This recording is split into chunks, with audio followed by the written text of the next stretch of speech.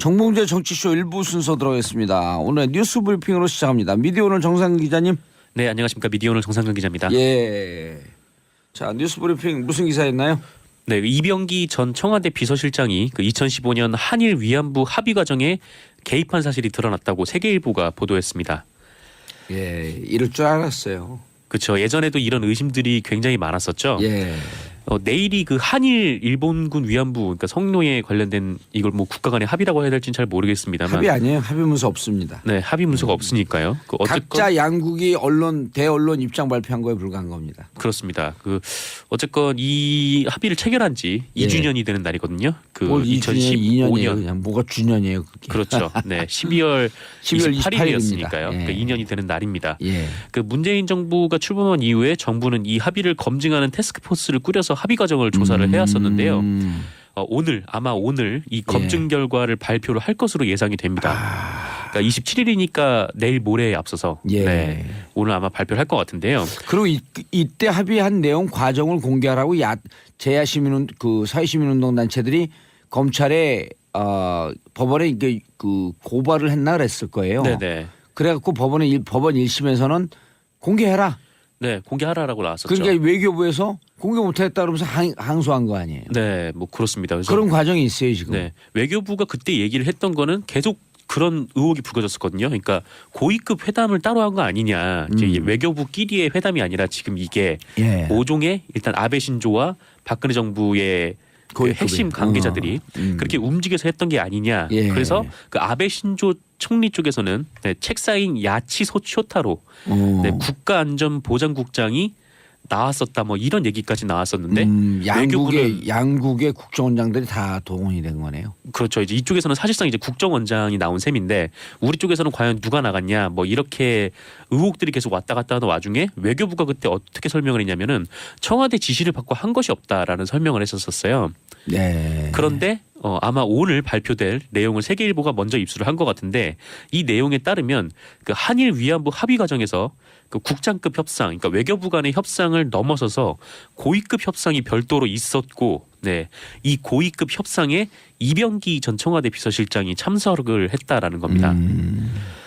어쨌든 그런 상황이고요. 그래서 이렇게 됐다면 당연히 청와대가 이를 주도한 것이라고밖에 볼 수가 없는 거죠. 네, 보도에 따르면은 지금 이 외교부 TF는 윤병세 전 외교부 장관은 대면 조사를 했는데 이병기 실장은 아직 구속 중이어서 대면 조사를 하지 못했다고 합니다. 더 하기가 쉽게 됐네요. 네? 더 하기가 쉽게 됐어요. 구속이 됐으니까. 네, 구속 중이라서 뭐 볼 수 있는데 뭐 어쨌건 이병기 실장 같은 경우에는 아직 조사를 못했다고 하고요. 그래서 지금 TF 조사 결과가 어떻게 나올지도 지켜봐야 할 것 같은 그렇습니다. 근데 정상근 기자님. 네. 일부 우리 들어가기 전에 제가 오프닝 멘트 할 때 듣고 계셨었죠? 네, 들었죠. 신광열 부장판사 얘기하면서 느닷없이 제가 이완용을 얘기했잖아요. 제가 이 보도를 보지도 못했는데. 네. 이게 나라를 팔아먹는데 국정원장들이 동원된 거거든요. 이게 나라의 역사를 팔아먹은 거거든요. 그렇죠. 지금 계속해서 저도 이제 몇 번 전해드렸지만 위안부 할머님들이 계속 돌아가시고 계세요. 그런데 느닷없이 내가 이 기사를 보지도 않았는데 이완용 얘기를 왜 했을까? 이런 기시감이 뭔가 저한테 대답을 요구를 하시는 것 같은 느낌이 드는데 감동을 하지 않는 눈빛이 난 기분 나빠갖고 계속 얘기하는 거예요. 네.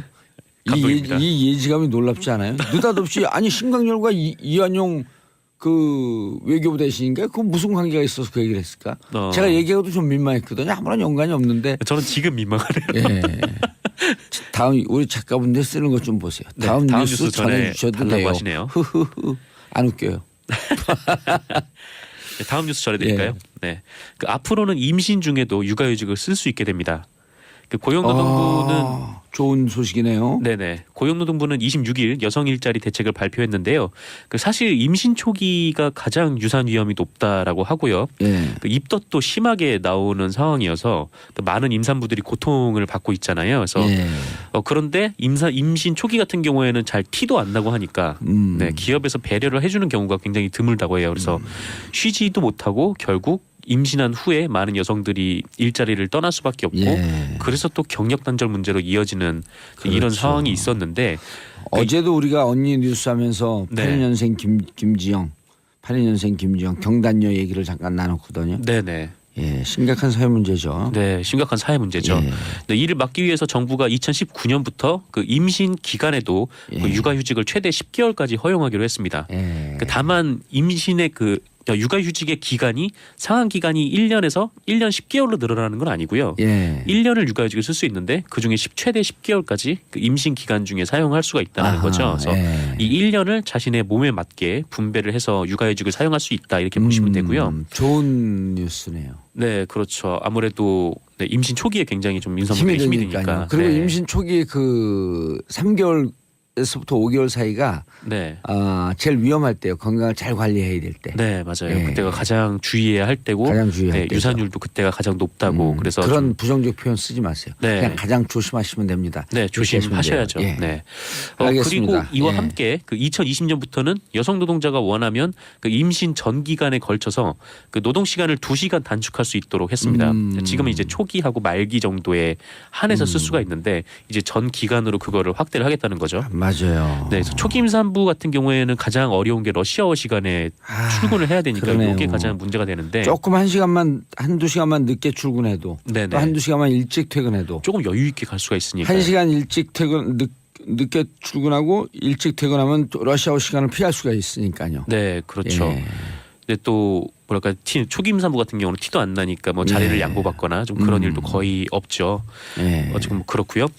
또한 남성의 육아 참여를 늘리기 위해서 그 현 3일밖에 안 되는 그 배우자의 유급 출산 휴가를 2022년까지 단계적으로 총 10일로 늘릴 예정이고요.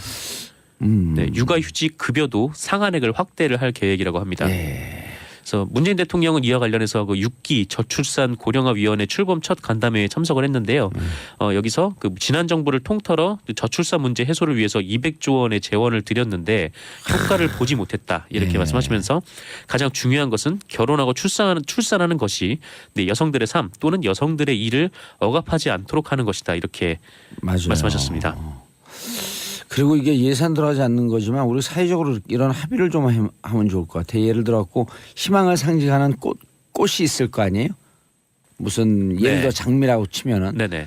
임신한 여인들은 그 장미꽃을 이렇게 작은 심벌을 하나씩 달고 다니는 거예요. 네. 그럼 초기든 아니면 그 중기든 그럼 어디서든 누가 그 장미꽃 그 심벌을 보면 임신했구나 그러면서 대중교통에서는 자리를 양보해 줄 수 있게. 네, 일부 지자체에서는 그런 배지를 주기도 해요. 그래요? 네, 그런데 그거를 달고 다녀도 네. 이게 러시아어 시간 같은 경우에는 사람들이 많고 너무 하다 많으니까. 보니까 이게 앞에 이제 자리 있는 데까지 찾아가기도 쉽지 않고 그렇죠. 네, 그쪽에서 비켜다 나오기도 좀 쉽지 1시간 않은 늦게 그런- 출근하고 1시간 일찍 퇴근하는 거 좋은 아이디어네요. 네, 그렇습니다. 그리고 사용자들 그 오너들은요 이런 생각하면 내 마인드를 딱 바꾸면 경영하기 편하거든요. 네, 노동자들은 급여 많이 주고 많이 놀리면 일 열심히 합니다. 네, 그렇죠. 예. 뭐 옛날처럼 막 몇십 시간을 계속 일을 시킨다고 해서 생산성이 높아진다라는 그렇죠. 시대는 좀 지나갔죠. 그리고 그렇게 돈을 급여를 많이 주고 많이 놀리려고 그러는 게 많지 않더라도 네. 다만 1, 2만 원만 더 돼도 노동자들은 알거든요. 그 고마움을. 네, 그렇죠. 예. 그래서 그렇게 하는 회사는 또 잘 돼요. 네, 맞아요. 그래서 요새 기업 문화도 뭐 해외 기업 중심으로 많이 변한다고 하는데 예. 아직까지 우리나라는 그 있는 휴가도 쓰기가 힘든 분들이 굉장히 많아서 눈치 보게 하고요. 네, 좀 그런 문화부터 좀 바꿔나가야 되지 않을까 그런 생각이 좀 듭니다. 기업하시는 분들이 조금 더 여유 있으니까 조금 더 베풀어야 되겠다. 아니면 베푸는 게 아니라 노동에 대한 정상적인 대가를 지불하는 거거든요. 그렇죠. 그런 네. 마인드를 가지면 사회가 조금 더 나아질 텐데. 자, 샵 1035 짧은 문자 50원, 긴 문자 100원 문자 보내주시고 샵 1035입니다. 전혜원님 맞아요. 임신 초기에 제일 힘들었어요. 저도 유산되고 6년 만에 애 낳았어요. 유산 충격이 커요. 아, 네, 오래 그럼요. 가고요. 네, 이런 예. 일이 없어야 되는데 네, 이렇게 좀 정책적으로나 기업 문화적으로 배려가 있으면은 사회가 좀 나을 것 배려해야지 애를 잘 낳습니다. 결혼도 열심히 하고요. 그렇습니다. 자, 또 그다음도 훈훈한 소식이네요. 인천공항공사 네, 인천공항공사 노사가 비정규직 노동자들을 대부분 정규직으로 전환키로 합의를 했습니다. 예. 그 문재인 대통령이 취임한 이후에 처음 방문한 곳이 네, 인천공항이었죠. 네, 공공기관 비정규직 공약도 하셨었고 그래서 이 비정규직 노동자 비율이 90%에 이르는 인천공항을 방문해서 정규직화를 약속을 했는데 정작 인천공항 비정규직의 정규직화가 잘 이루어지지 않았었습니다. 그동안 협상 과정에서요. 뭐 가장 핵심적인 쟁점은 그 인천공항공사가 직접 이 비정규직 노동자들을 정규직으로 채용할 것인가 아니면은 자회사를 하나 만들어서 이 자회사에서 정규직으로 채용할 것인가 요 부분이었다고 하는데요. 자회사 만들었고 하는 것도 꼼수 아니에요, 근데? 뭐 그렇게 볼 수도 있죠. 그래서 아무래도 비정규직 노동자분들은 직접 고용을 원했었거든요. 이분들이 계속 그 2년마다 계약을 갱신을 하면서 계속 신입사원이 되는 거예요. 그동안의 경력을 인정받지 못하고, 그러니까 십수년간 일을 해도 매년 이제 신입사원으로 다시 재입사하고 재입사하고 그렇게 해왔던 겁니다. 또 고용 불안에 시달리기도 했고요. 하지만 뭐 이 부분에 대해서 이제 결국에는 해법은 양측이 합의한 거는 일부는 직접 고용을 하고 대다수는 자회사 고용으로 하기로 했습니다. 그래서 이제 직접 고용하는 규모는 3천여 명 정도고 뭐 공항 보안이나 아니면 뭐 어떤 좀 특수 직종 같은 경우에 이렇게 하기로 했고, 나머지 분들은 자회사 2곳을 만들어서 고용을 할 계획인데요. 일단 뭐 고용 분할은 없앤 것으로 볼 수 있고요. 다만 이 부분에서 또 합의가 있었는데 그 정규직 노동자와 자회사 노동자 사이에 임금이나 처우 수준이 차등이 없게 만드는 좀 그런 부분에 대해서도 합의를 했어요. 그래서 뭐 기존의 자회사 이런 그 착취 구조를 하나 더 만드는 것보다 좀 더 나은 좀 긍정적인 형태의 자회사로 모델을 만들어가는 것에 노사 양측이 협의를 했다고 합니다. 알겠습니다. 비정규직 그 근로자들이 희생당하잖아요. 급여도 작고, 급여도 그다음에 작죠. 노동의 전문성이 없어갖고 사고도 자주 나고.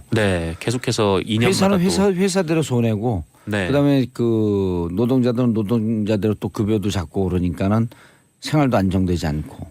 이 어차피 이 하청이라는 것이 원래 노동자의 노동의 대가로 측정된 몫이 있잖아요. 근데 이 몫을 노동자한테 주면서 하청업체가 중간에서 그 편익을 이제 취하는 방식으로 이루어졌기 때문에 이게 직접 고용만 되더라도 아무래도 그 부분에 대해서 없어질 수가 있죠. 그래서 중간에 있는 그 기업들, 그 하청 기업들이 먹는 수익이 다 그게 또 짬짬해갖고 그 자치단체장이나 무슨 단체장과 무슨 특별관계, 특수관계에 있는 사람들, 맞아요. 그런 사람들에게 수익 남겨주기 위해서 노동자를 착취하는 구조. 이런 경우도 되게 많죠. 그 일감 몰아주기 형식으로 뭐 상속을 할 때 이제 적은 돈으로 인력회사를 세우고 그 인력회사가 그 기업에 계속 인력을 공급하면서 이 상속 받는 사람들은 계속 이제 재산을 불려나가는 그런 형태도 있었었죠. 알겠습니다. 다음 뉴스요. 정부가 석혜균 선장의 치료비를 대납하기로 했습니다. 이제 지원하는 거예요? 그렇습니다. 기존 보수 정권은 국가 안보 이런 걸 얘기를 하면서 이렇게 나라를 위해서 목숨을 바칠 그 헌신한 사람들, 이런 사람들 인재 치료비 대주면 이거 어떻게 해요? 2011년이니까 이명박 정부 때 벌어진 일이었죠. 그때 석혜균 선장에 대해서 이명박 정부가 계속적으로 뭐 홍보를 하지 않았습니까? 뭐 아덴만의 영웅이다. 밀립치료비 1억 6천만 원이래요. 그렇습니다. 아덴만의 영웅이다 이렇게 했는데 물론 석혜균 선장께서 뭐 이렇게 그 자기 휘하에 선원들을 구하기 위해서 그 노력을 하셨고 그 대가로 엄청난 그 부상을 입은 건 사실인데 정작 이렇게 얘기를 해놓고 정부는 석혜균 선장의 치료비도 내지 않았다는 겁니다. 광원 광대로 팔고 책임은 하나도 안 지고. 그렇습니다. 당시 석 선장의 치료비가 2억 5,500만 원이었는데 그 석 선장이 이제 의상자로 지정이 돼서 의료급여 수급자가 됐고 이 덕분에 이제 의료보험으로 적용 가능한 8,800만 원 정도는 모두 정부에서 지원을 이미 한 상태긴 해요. 근데 하지만 이제 비급여 항목 1억 6,700만 원 아까 말씀하셨던 바로 그 돈인데요. 1억 6,700만 원이 납부가 안 됐습니다. 그래서 이거를 원래 뭐 법적으로라면 소속 해운사가 지불을 해야 되는데 이 해운사도 법정 관리에 들어간 상태여가지고 사실상 아무도 신경 안 쓰는 그런 상황이었거든요. 알겠습니다. 그러니까 이런 비급여 3,800개 항목 다 급여로 전환시키자는 거 아니에요? 그럼 이렇게 그렇습니다. 따로 낼 필요도 없었죠. 맞아요. 그럼 의료보험에서 다 대납이 되니까요. 알겠습니다. 정상 기자님 인사하시고요. 네, 감사합니다. 자, 저는 2부 3변 시대로 돌아오겠습니다. 채널 고정하소서.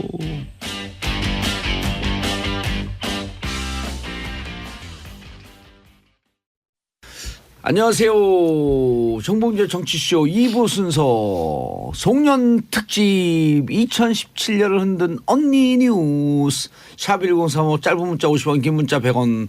오늘은 아무 패널이 다 계시구나. 자, 오늘 함께 하실 분. 우리 유령. 함께 하실 분 누구시죠? 최민희 의원님. 안녕하세요. 양지열 변호사님. 안녕하세요. 고란 사이. 네, 안녕하세요. 중앙일보. 며칠 전에 우리 어머니 구순잔치를 했는데 고란사를 못 불렀네요. 근데 양 변호사님, 근데 어제 재밌는 얘기 들었어요. 어떤 지금 아침 방송 하시잖아요. 이게 와. 예, 아침 방송 메인 앵커, 해갖고 메인 앵커. 그 이제 그 양 변호사님이 그랬대 PD한테 다른 걸 다 접고 여기 집중하겠습니다. 나겠다. 그랬더니 우리도? 그냥 자유롭게 하세요. 누가 그런 얘기를 또 그게 그 팩트예요. 가짜 뉴스예요. 누가 그런 얘기를 하던가요? PD와 저는 그런 대화를 나눈 적이 없습니다. 가짜 뉴스죠. 근데 네. 가짜 뉴스다 그랬어. 예. 왜냐하면 양지열 변호사가 그럴 뿐이 아니다 절대로. 저희를 언니 뉴스를 버리시면 안 버릴 되죠. 뿐이 아니다. 그렇지. 아니 근데 언제까지 해요 그거? 아직 논의가 안 됐습니다. 왜 다른 방송 스케줄을 제가 여기서 얘기를 논의를 하고 아니 있는데. 나는 메인이 되라고 막 계속 박수를 치고 있거든. 어차피 겹치는 시간이 아니니까 예. 저희를 버리지 마세요. 우리를 아니 고 기자님이 또 우리를 어여삐 굽어 살피소서. 왜 예. 그러세요 연말에 갑자기? 아, 목소리는 남자 목소리예요. 예. 세상에. 평소에 잘해주시지 갑자기. 자 오늘은 송년 스페셜 2017년을 흔든 언니 뉴스를 골라봤습니다. 최민희 의원님 예. 뭐예요? 예, 2017년을 흔든 언니 뉴스 첫 번째 예. 82년생 김지영 신드롬을 가져왔습니다. 예. 혹시 봉도사님은 읽으셨죠? 읽었죠. 예. 이게 조남주 작가의 소설인데요. 예. 이 82년생 김지영이 정말 많은 여성들에게 공감을 얻었습니다. 저는 그걸 보면서 실화인 줄 알았어요. 근데 실화죠 사실은. 아, 실화죠. 실화죠. 예. 그리고 실화의 베이스를 둔 이게 네. 82년생 김지영이 왜 제목이 82년생 김지영인지 몰라요. 그 82년생 중에 김지영이? 가장 많은 여자 이름이 김지영이래요. 네. 오, 그 통계청에서 발표한 거예요? 네, 예. 예, 가짜 이거- 뉴스 아니에요? 아니 실화입니다. 실화. 그럼 실화인데 83년생은 뭐예요? 제일 많은 게. 모르겠습니다. 81년생은요? 모르겠습니다. 60년생 제일 많은 이름이 뭔지 모르죠. 모든 이름에 봉자가 들어가요. 아, 최민희가 아니라 원래 최봉이었었어요.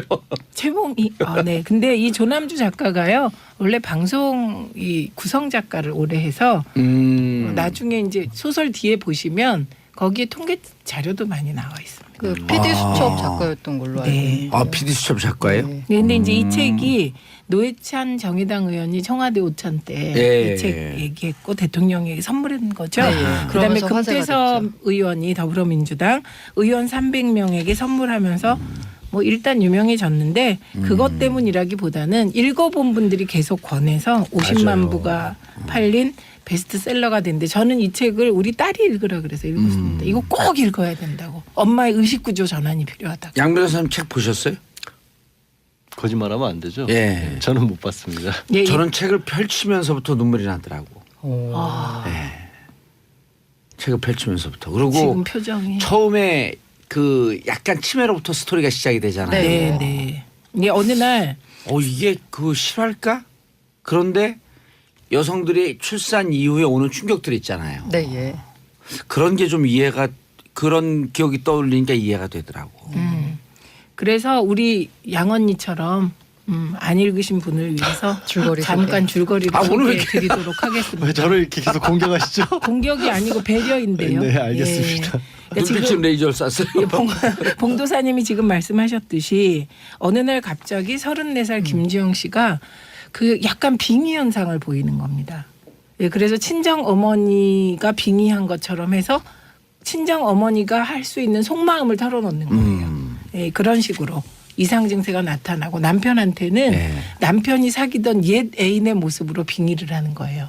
아. 예, 그래서 남편에게 그 못다한 얘기 있잖아요. 예. 사실은 김지영 씨의 속마음이죠. 그게 그런 얘기들을 하는 장면이죠. 그래서 남편이 처음에 이상하게 생각하다가 이제 병원에 데리고 데리고 가고. 가서 치료를 받으면서 그 치료 과정에서 김지영 씨가 겪은 정말 이거는 공식적인 통계 안에 숨어 있는 그 자질구레한 일상 속에서의 성차별, 일상 속에서의 비적대적 모순관계 속에서의 모든 압박 그런 것들이 운동권 용어로 써 그냥. 그게 너무나 정확한 것 같아요. 이 경우는. 예. 네. 그래서 그 얘기를 쭉 풀어나가는 거죠. 우리 옛날 학생 운동할 때 맨날 적대적 모순이냐 비적대적 모순이냐 갖고 맨날 싸웠거든요.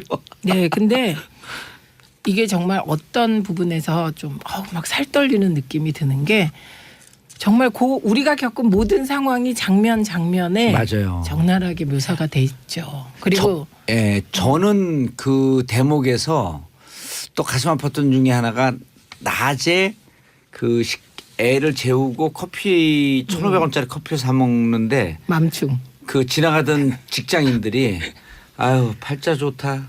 남편은 나가서 이제 개고생하는데 저렇게 앉아서 커피 마시고 맘충이라 그러면서 지나가죠. 네, 맘충. 근데 집에 와서 이제 저녁에 울면서 남편한테 얘기해. 내가 그렇게 고생하면서 나도 우리 집안을 일궜는데 이거 1,500원짜리 커피 하나 먹을 자격이 없냐고. 걔 막 울면서 얘기하는데 무슨 미안함이 있냐면 낮에 그 동네에서 이제 선거운동 하다 보면 낮에 이제 몰려다니면서 밥 먹고 다니는 아줌마들이 있거든. 이거 속으로 무척 욕했거든. 어머 왜 점심에. 욕하셨어요? 아니 근데 왜 그랬냐면 가장 떠들고 가장 목소리가 큰 분들이라 그러고 10,000원 넘어가면 또 그 음식점 막 욕을 해요. 9,900원이지 10,000원이 넘으면 어떡하냐고. 근데 그럴 때 사실 겉으로 티는 안 내지만 남편들은 고생하는데 저렇게 몰려다니면서 막 밥 먹고 이러는 게 속으로 좀 부정적으로 생각한 게 막 미안하더라고요. 전업주부는 24시간 노동이에요. 맞아요. 네. 그래서 우리가 또 그 국회에서 잘리고 난 다음에 전업주부도 해봤잖아요. 네. 그런데 저는 이제 우리 세대에는 예. 그런 일들이 비일비재였어요. 그런데 이 82년생 김지영의 경우는 배울 만큼 배웠고 부모들이 남녀 차별 없이 교육시킨 세대거든요. 뿐만 아니라 페미니즘이 어느 정도 막 그냥 초기 논란이 아니라 그냥 일상으로 자리 잡아가는 그 과도기인데 우리가 겪은 거랑 똑같은 걸 겪더라고요. 그게 저한테는 참 이상했어요. 저는 굳이 책을 안 읽은 변명을 하자면 사실 이제 제 동생들이 이 또래 동생들이 있고 저는 여동생이 셋이나 되거든요. 그래서 이제 그래서 그 광주에 있는 양언니구나. 한의사는 여동생이에요? 예. 남동생이 아니었어요? 아 그럼 진실 가서 약을 받아올 거. 아니 왜 여동생을 남녀 차별을 그런 식으로 하십니까? 남비 여존사. 남비 여존 사상이 너무 추천하시구나. 그리고 이제 제가 딱 직장 생활을 하고 한 10년 정도 저랑 이제 후배들이다 보니까 급격하게 여자 후배들이 늘어나는 현상을 저는 이제 안에 있으면서 겪었거든요. 그래서 실제로 정말 제가 입사했을 때는 전체 예를 들어서 기자들 중에서 300명 기자들 중에서 여자 선배가 한 5명 있었나 그런 분위기였다가 갑자기 확 여자 후배들이 늘어나면서 이 후배들이 어떤 고생을 하는지 또 그 과정에서 어떤 충돌이 있는지를 너무나 많이 봐서 이걸 굳이 책으로 또 읽어야 돼 하는 생각을 했거든요. 아, 그게 주변에서. 달라요. 아니 근데 이제 그때 다녔던 회사는 무척 우리 사회에서 엘리트 회사 아니에요. 그럼에도 불구하고 다 겪거든 거를. 그럼에도 불구하고 제가 보면 이런 거였죠. 저는 이제 동생들이 또래가 있으니까 네. 야 어떻게 저런 얘기를 선배들이 할까라는 일들을 많이 겪었거든요. 근데 그 선배들은 또 너무나 오랫동안 남자들만 이 세상에 익숙해졌다 있으니까 정말 진짜 성희롱의 이라고 볼 수밖에 없는 단어들도 너무 서슴지 않고 쓰는 일들을 주변에서 많이 근데요 봤거든요. 남성들이요 이런 얘기 하시잖아요. 예를 들면 이제 저를 보고 아 너 참 예쁘다 그래서 뭐 일도 잘하겠다든지 넌 참 예쁜데 눈이 반짝인다든지 이런 얘기가 더 이상 칭찬이 아니라는 거죠. 그러니까 아까 커피 1,500원짜리 하나 먹은 거를 맘충이다라고 얘기했을 때 충격받는 것처럼 칭찬으로 포장된 그런 어떤 여성이기 때문에 들어야 되는 얘기들이 차곡차곡 다 여성들의 마음에 쌓이는 거예요. 그래서 82년생 김지영이 그 약간 빙의 현상이라고 저희는 표현하고 아까 치매라고 표현하셨잖아요. 그런 현상이 나타나는 게 그런 크고 작은 온갖 상처들이 때로는 바늘로 때로는 못으로 때로는 빗으로 예. 가슴과 세포 때로는 빠루로. 예. 아 빠루 일본 말이에요. 그게 뭐예요? 빠루가? 못 빼는 거 큰 있어. 장돌이, 그래서- 장돌이. 아 그래서 그런 아 것들이 그게 다, 빠루가 일본 말이에요? 예. 다 쌓여서 근데 장돌이라 그러면 못 알아들은데. 예. 봉도사님. 하세요. 예. 예. 다 쌓여서 그것이 이제 어느 날 빙의로도 치매로도 나타나는 거죠. 상처가 쌓여서. 이 82년생 김지영에 대한 독후감 중에 독후감이라고 제일 많았던 그리고 저도 공감했던 게 책장을 넘기면서 아 설마 이런 일이 안 일어났으면 좋겠는데 어김없이 그 일이 난 누구나 예상하는 여성 독자들이건 누구나 예상하는 그 일이 벌어진다는 계속. 거죠. 그 다음에 계속. 실화로. 그래서 이건 소설이 아니라 사회 보고서라는 얘기도 많이 있어요. 소설로 포장한 사회 보고서다. 예. 아니 저는 개인적으로 이게 뭐 개인적으로 학생 운동을 하면서 이게 그 정말 이 세상을 보는 눈에 대한 도움이 된 게 아주 어렸을 때부터 양성평등에 대한 인식을 가질 수밖에 없어요. 왜냐하면 운동권에서 활동하는 여성분들이 그 양성평등 이런 거에 대한 의식이 투철하잖아요. 근데 그 중에서 제일 투철한 최민희 의원하고 20대 초반에 만났거든. 조금만 삐딱하면 그냥 진짜 이 언어의 폭력이 우리를 죽이는데. 언어의 폭력이라니요. 그거 거의 폭력 수준이에요. 이건 양성평등을 교육시키는 게 아니라. 아니 주링봉 씨 오늘 왜 이러세요? 근데 진짜 저는 집안에서 생각을 해보시면 여동생이 셋이 있으면 저희 집안은 특별해서가 아니라 예전에는 다들 남마 선호 사상이 굉장히 강했잖아요. 일남 삼녀였었어요. 네. 그러니까 이제 저는 오히려 혜택을 받던 입장이었던 거죠. 그러다가 최근에 사회가 급격하게 변해가면서 야, 이 동생들이 정말 어렸을 때 어려웠겠구나, 서러웠겠구나 하는 거를 너무 많이 봤어요. 진짜 저는 제가 어렸을 때는 집에서 제가 화장실을 사용하고 있으면 동생들은 기다려야 했어요. 아무 이유 없이. 오빠가 쓰는데 왜 감히 방해를 하려고 하느냐. 그러니까 이게 특별한 게 아니라 사실 그런 예전에는 문화였는데 82년생 김지영이 화제가 된 건 그런 것 같아요. 예전에는 여자가 소수다 보니까 참았는데 그 부분들이 참을 일이 아니라는 게 공개적으로 드러나기 시작한 게 이제 82년생 김지영이었던 것 같아요. 본격적으로. 이런 면도 있어요. 근데 이게 운명의 기시감이라는 게 놀랍지 않아요?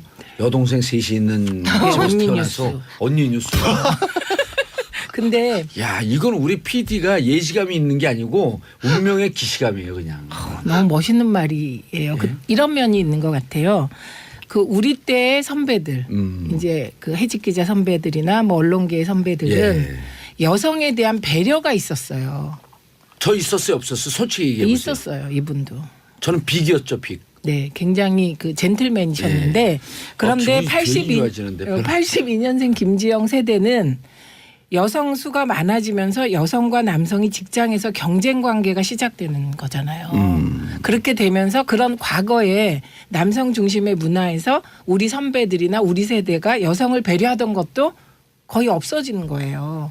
그래서 과도기적으로 더 힘든 세대였을 것 같아요. 아니, 그 할 배려라는 말이 말이 말씀할 것 같아요. 아니 배려라는 아니, 어쨌든 말이 좀 기분이 확 그런데. 나빠졌어요? 아니 그게 아니라 아까 운동권에서 뭐 배웠다라고 하는데 사실 그때랑 제가 학교를 다니던 시절과 뭐가 좀 달라졌을지 모르겠지만 그 운동권에서 가장 문제됐던 분위기 중에서 하나도 그 남성 중심적인 문화였거든요. 마초 문화가 심했죠. 네, 근데 더 이제 심한, 오히려 최민희 더 이런 심한. 분하고 생활하면은 마초 문화가 있을 수가 없어요. 그냥 마초 문화가 있었지. 한 대씩 맞고.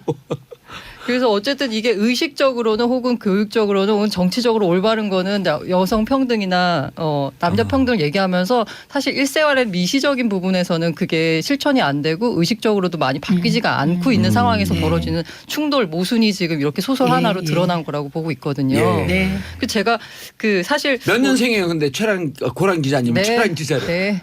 2000년생이죠? 네, 그렇습니다. 아니 2000학번이고 82년생이죠. 아니 아닙니다. 2000년생이라니까. 네, 왜 얼굴이 붉어지고 어머, 그냥 여성은 버벅거리세요? 네, 아, 네, 이거 뭐 그렇습니다. 나이 물어보면 안 되는구나. 죄송합니다. 02년생에게 82년이냐고 물어봐갖고. 네. 그래서 이 책을 보시면은 제가 예. 약간 자랑할 게 그 책의 해설을 쓴 여성학자가 있는데요. 아, 제 친구분이세요. 이름이 야 이게 쿠션 깔때기거든요. 네. 최근 신간도 출간됐으니까 한번 읽어보시고요. 그 신간이 뭔데요? 뭔데? 나의 첫 젠더 수업이라는 책인데 그 누구의 이름도 읽어봐야겠다. 얘기. 예, 김고연주고 서울시 젠더 자문관으로 있습니다. 예. 아, 네. 네. 근데 공무원이네요. 네, 네, 아니요. 비정규직입니다. 예. 근데 이 친구가 보도사님한테 안 좋은 걸 배우는 것 같아요. 자꾸 고 기자님이. 아니 이 친구가 난 잘못 가르친 것 같아요. 저는 이 소설보다도 뭐 친구라서 그런 게 아니라 이 해설이 상당히 공감했는데 그 해설에서 상당히 공감했던 표현이 뭐냐면 그 맘충이라는 표현. 그때 제가 애를 낳고 저도 맞아요. 맘충으로 약간 취급받는 그런 시절에 타인에 대한 돌봄이 사라진 시대에 거의 유일하게 타인을 돌보고 있는 존재인 엄마에 대한 표현이 맘충이라는 거예요. 슬퍼지려고 그랬어요. 네, 순간적으로. 그래서 저는 그러네요. 이 부분 타인에 대한 돌봄이 사라졌는데 유일하게 타인을 돌보는 존재가 엄마인데 그 엄마를 맘충이라고 하는 거죠. 근데 저는 좀 보면 이런 얘기 나올 때마다 그런 게 여성분들 사이의 갈등도 의외로 심한 것 같아요. 이건 남녀의 문제보다도 어쩔 때는 여여 갈등으로 몰아가려고 그러는데 아니, 몰아가는 게 아니라 뭔가 프레임 전환을 그렇죠. 프레임 전환 시도하는 거 아니 프레임 전환 시도하는 거 맞는 것 같죠? 네, 코끼리도 뭔가 생각하지 이상해서 마세요. 제가 얘기할래요. 예. 예, 뭐냐면 이게요. 지금 고란사 고란 기자님 말씀이 맞는데 이게 통계로도 82년생 김지영의 어려움이 확인됩니다. 그래서 82년생 김지영 세대에 기혼 여성 중 5명 중 1명이 경력 단절 여야 하고요. 그러니까 여기도 경단녀 얘기가 계속 나오는 거 아니에요? 여기 그리고 경단녀 그러니까 직장을 그만둔 이유가 결혼, 육아, 임신, 출산 이게 91%예요. 그러니까 대부분이 다 김지영 씨와 같은 이유로 직장을 그만뒀다는 거죠. 그리고 아까 그 5명 중 1명꼴로 경단녀라 그러는데 실제로 경단을 했다가 다시 직장을 구한 사람까지 포함해서 그 기혼 여성 중에 경력 단절 여성이거나 경력 단절 경험이 있는 여성이 2명 중 1명꼴이라고 합니다. 50%. 네. 알겠습니다. 최남희님 나도 읽어봐야겠어요. 정수진님 전 봉도사님 추천으로 10년 만에 구입 후 읽었네요. 제가 딱 81년생이거든요. 공감이에요. 김지영님 전 80년생 김지영입니다. 정치조에 제 이름이 나오다니 영광입니다. 축하드립니다. 예, 그런데 어쨌든 그 우리 사회 여성의 문제를 경단녀의 문제를 드러냈지만 가슴 아픈 스토리 아니에요. 자, 다음 이슈 고란 기자님이 골라온 뉴스요. 어떻게 보면 연결된다고도 볼 수 연결되는 있는데요. 거네요. 여혐 논란인데요. 예. 일단 이게 또 왜 2017년을 흔들었냐. 사실 2016년에 강남역 묻지마 살인 사건 예. 여기서 여혐 논란이 불거졌거든요. 그런데 이번에 또 왁싱샵 살인 사건이 벌어졌습니다. 이게 뭐냐면 올 7월에 혼자 예. 왁싱 이게 제모죠. 업소를 운영하던 30대 여성이 손님을 가장해서 찾아온 남성에게 살해가 됐거든요. 근데 이 남성이 왜 이 여성을 그 살해 대상으로 골랐냐? 그러니까 인터넷 방송에서 BJ가 해당 왁싱샵이 여성이 혼자 있는 외진 곳이다라고 강조를 했고 이런 주인을 성적 대상으로 보는 시각이 담겨 있었잖아요. 그래서 여성이라는 이유만으로 대상화되고 살해당했다. 그래서 여혐 논란이 빚어지면서 왁싱샵 여혐 살인 사건 해시태그가 확산됐고요. 제2의 강남역 살인 사건으로 불리면서 이 여혐 살인 공론화 시위까지 벌어졌습니다. 예. 근데 제가 이 얘기를 하면서 저도 처음에 이 여혐이라는 말을 처음 들었을 때 이게 왜 여성 혐오지라는 말을 했는데 이 찾아보니까 이 여혐, 이 여성 혐오라는 말이 그 페미니즘에서 나오는 미소지니를 번역한 표현입니다. 근데 이 미소지니가 뭐냐면 여성에 반하는 뿌리 깊은 편견, 여성이라는 이유만으로 낙인 찍거나 남성보다 열등한 존재로 여기는 생각 이런 거를 의미하는 거거든요. 이게 이 한국어 사전에서 이 혐오라는 말이 어떤 대상을 미워하고 싫어함 이라고 정의하잖아요. 이유. 근데 이것과는 약간 차이가 있거든요. 그래서 일각에서는 여성 혐오가 아니라 아예 그냥 미소지니로 불러야 된다. 여성 혐오가 가지고 오는 그 오해가 있을 수 있어서. 예. 그럴 수 있을 것 같아요. 네. 조금 느낌이 그렇죠. 네. 저는 저 말이 동의가 되네요. 사실 경찰에서도 이게 여성 혐오라는 이름으로 기사가 나가는 것에도 굉장히 경계를 많이 하더라고요. 아, 경찰에서 자체도요? 왜냐하면 강남역 살인 사건도 그랬었고 왁싱샵 살인 사건도 그랬었고 이게 여성 혐오라는 이름으로 언론에서 분류를 하는 순간 사회 갈등을 부추길 수 있는 거라는 거죠. 남녀 사이의 갈등. 남녀 사이에. 왜냐하면 이게 성적 대상으로 바라봤다라는 것 자체가 혐오로 바로 연결되는 건 아닌데 지금 말씀하신 네. 것처럼 이제 미소진이라는 쪽으로 가면 그나마 페미니즘 쪽에서 여성을 성적 대상으로 받고 물건화시켜서 객체화시켜서 그렇죠, 본 거기 그렇죠. 때문에 하나의 인격체로 대화를 해야 된다라는 쪽으로 가면 이게 갈등으로 가지는 않고 그건 당연한 거잖아요. 여성을 인격체로 대하라는 거. 근데 여성을 싫어했기 때문에 갔다라고 네, 가버리면 맞아요. 조금 이게 남녀 간의 이상한 갈등을 부추기는 걸로 작용할 수 있다는 저는 거죠. 지금 들으면서 네. 느낌이 네. 특히 이제 여혐을 쓰냐 미소진을 쓰냐 아니면 이런 등등의 그 논쟁을 보면서 우리 사회의 양성평등에 대한 문화나 이런 언어가 아직도 미개발됐다라고 하는 느낌이 들어요. 아. 그래서 이런 것이 정확하게 잘 표현되는 언어가 있어야지만이 이게 양성평등의 지수가 네. 그렇지 이게 여혐이 우리가 일상적으로 보는 이렇게 정확하게 우리가 느끼는 상황을 정확하게 표현 못한다는 거 아니에요. 네, 그렇죠. 맞고요. 저는 이 부분에서 아주 끼어드는 방법도 아주 다양해졌어요. 그래요. 예. 네. 내년엔 더 잘 끼어들게요. 예. 그런데 그 기자들이 좀 많이 공부하고 생각을 해야 되겠다 이런 생각이 들어요. 여혐이라는 말이 많이 공부하면 변호사가 돼요. 안 돼요. 기자 계속 해야지. 근데 여혐이라는 말이 되게 이제 한번 언론 보도에서 이게 그 프레임이 짜지면 그냥 그렇게 계속 쭉 그렇게 쓰는 가죠. 거야. 그런데 그 최초 프레임을 짤 때 저는 요즘은 이제 언론이 비판을 많이 받는데 요즘 언론 모니터를 다시 제가 꼼꼼하게 하는데 예. 좀 더 공부하고 생각해야 된다. 이게 가장 근본적인 문제예요. 너무 공부할 시간이 없다는 거. 아니 근데 근데 이제 고란 기자님을 가르쳐서 공부할 시간이 근데 없다. 고란 기자님처럼 공부를 하라. 이게 그거는 맞아요. 그 프레임상 여성 혐오라고 하면 뭔가 되게 선정적이잖아요. 예. 확 다가오고 미소진이 이 말이 어렵잖아요. 말이 어렵고. 근데 여성 네. 혐오하니까 확 다가오니까 이렇게 프레임을 짜서 쓰는 건데 예. 이렇게 여혐 이 여성 혐오라는 말 자체가 갖고 있는 센세이션한 것 때문인지 지금 사회 전반에서 곳곳에서 이제 여혐 쓰고 있죠. 일단 이게 여성 혐오라는 말을 근데 쓰면서 칠판 좀 칠판이요. 네. 모니터 좀 보면서 얘기하세요. 자, 모니터에서는 채널 고정하라고요. 3분 뉴스에 돌아온대요. 채널 고정하소서.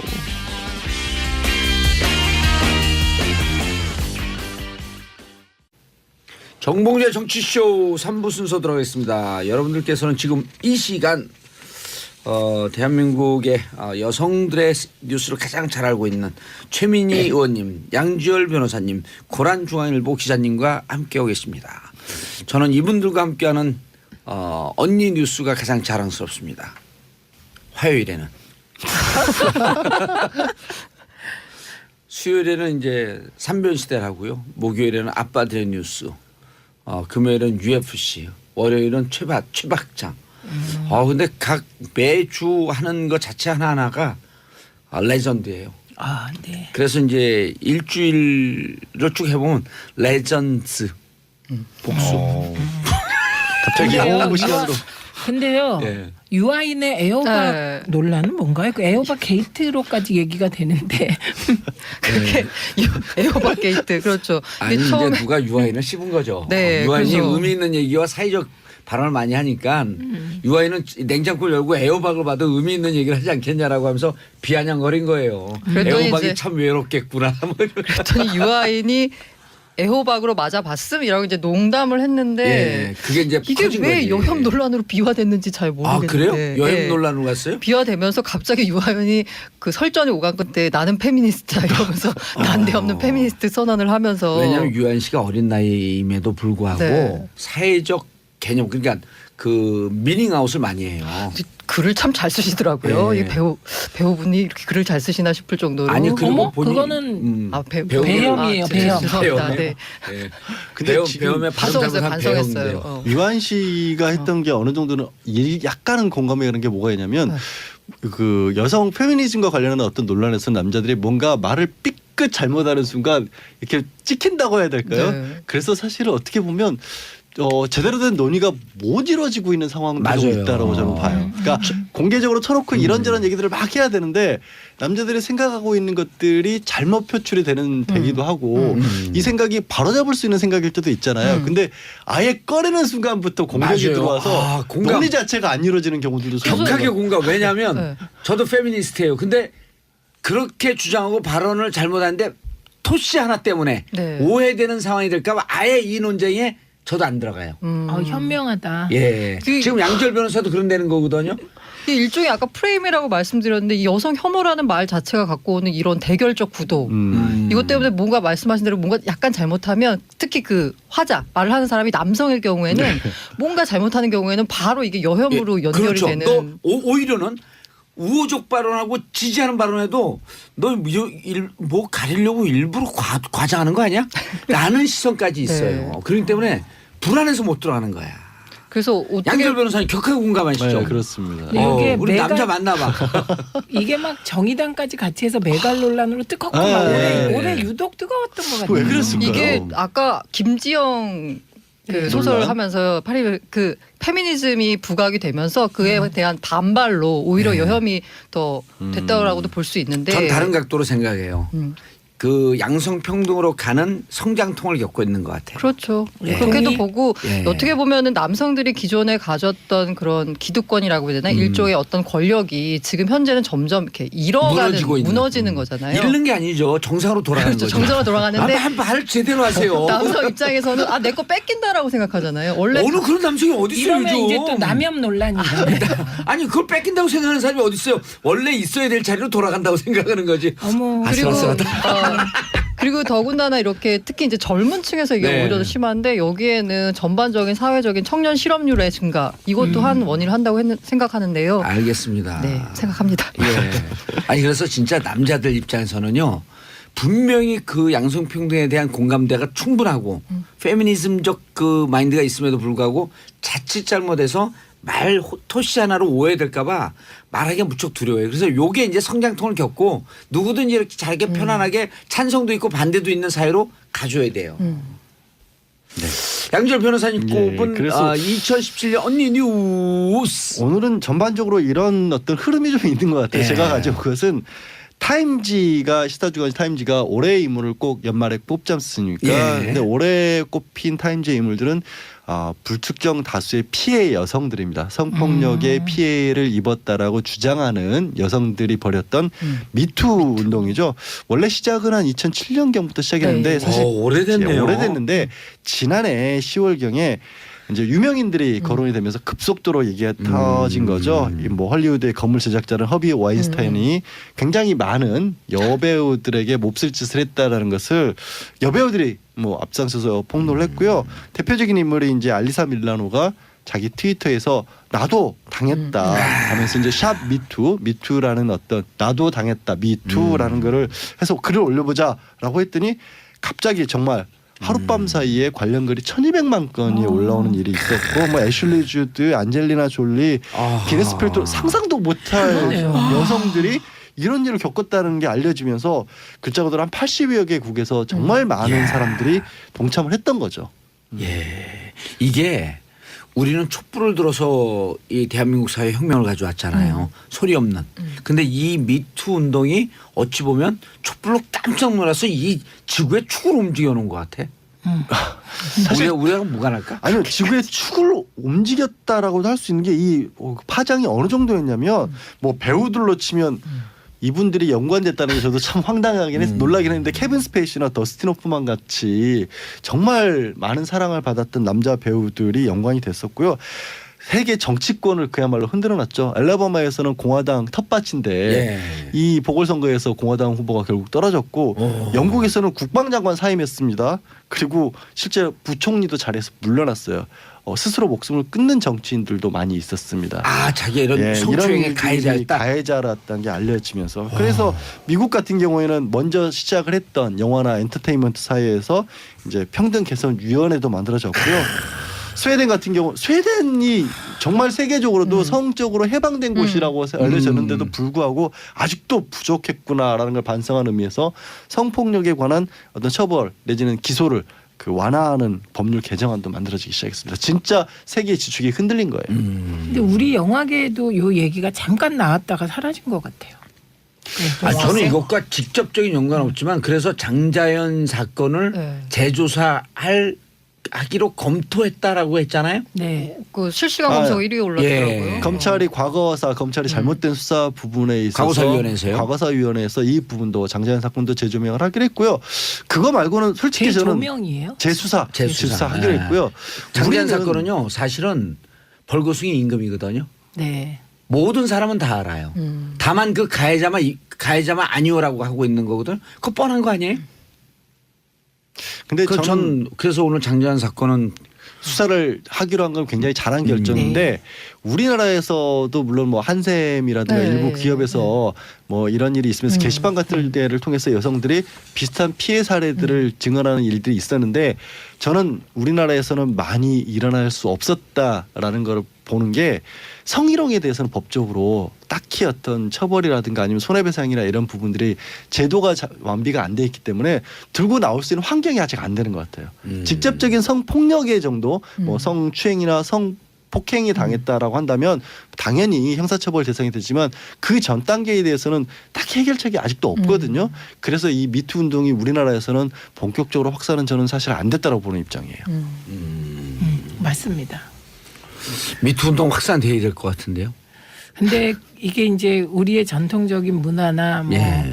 그 유교적 문화에 따른 좀 입 다물고 이상한- 있는 거 아니에요, 네. 지금도? 그리고 우리나라는 유독 그 내부 고발자에 대해서 가혹하죠. 배신자라고 가혹하니까. 오히려 예. 프레임 씌우죠. 아니 그러니까 이제 그 우리가 다 아는 스토리고 취재하다가도 느끼지만 성추행을 당하면 네. 성추행 당한 그 1차 피해로 끝나지 않고 조사받으면서 또 한 번의 네. 그 피해가 오고 그렇죠. 재판 맞아요. 과정에서 또 한 번의 네. 피해가 오고 그 이후에 자신을 바라보는 사회적 인식에 의해서 세 번째 피해가 온다는 거 아니에요? 그러니까 이런 사회적 인식이 바뀌지 않은 미투 운동이 그럼 미투 운동이 확산되지 않고 있는 것은 이 부분에 대해서 우리 사회 후진성 그대로 얘기해 주는 거 아닌가요? 근데 지금 말씀하신 부분은 상당히 많은 부분 실제로 보완이 돼가고 있어요. 직접적인 성폭력 그런 거는 예를 들어서 이제 그 피해자를 위한 국선 변호인 제도가 생겨서 법적으로도 가해자인 범인을 도와주는 게 아니라 피해를 입은 사람이 어떻게 법적으로 내 권리 구제를 받을 수 있는 이런 것도 만들어지는데 제가 지적하고 싶은 거는 그런 거예요.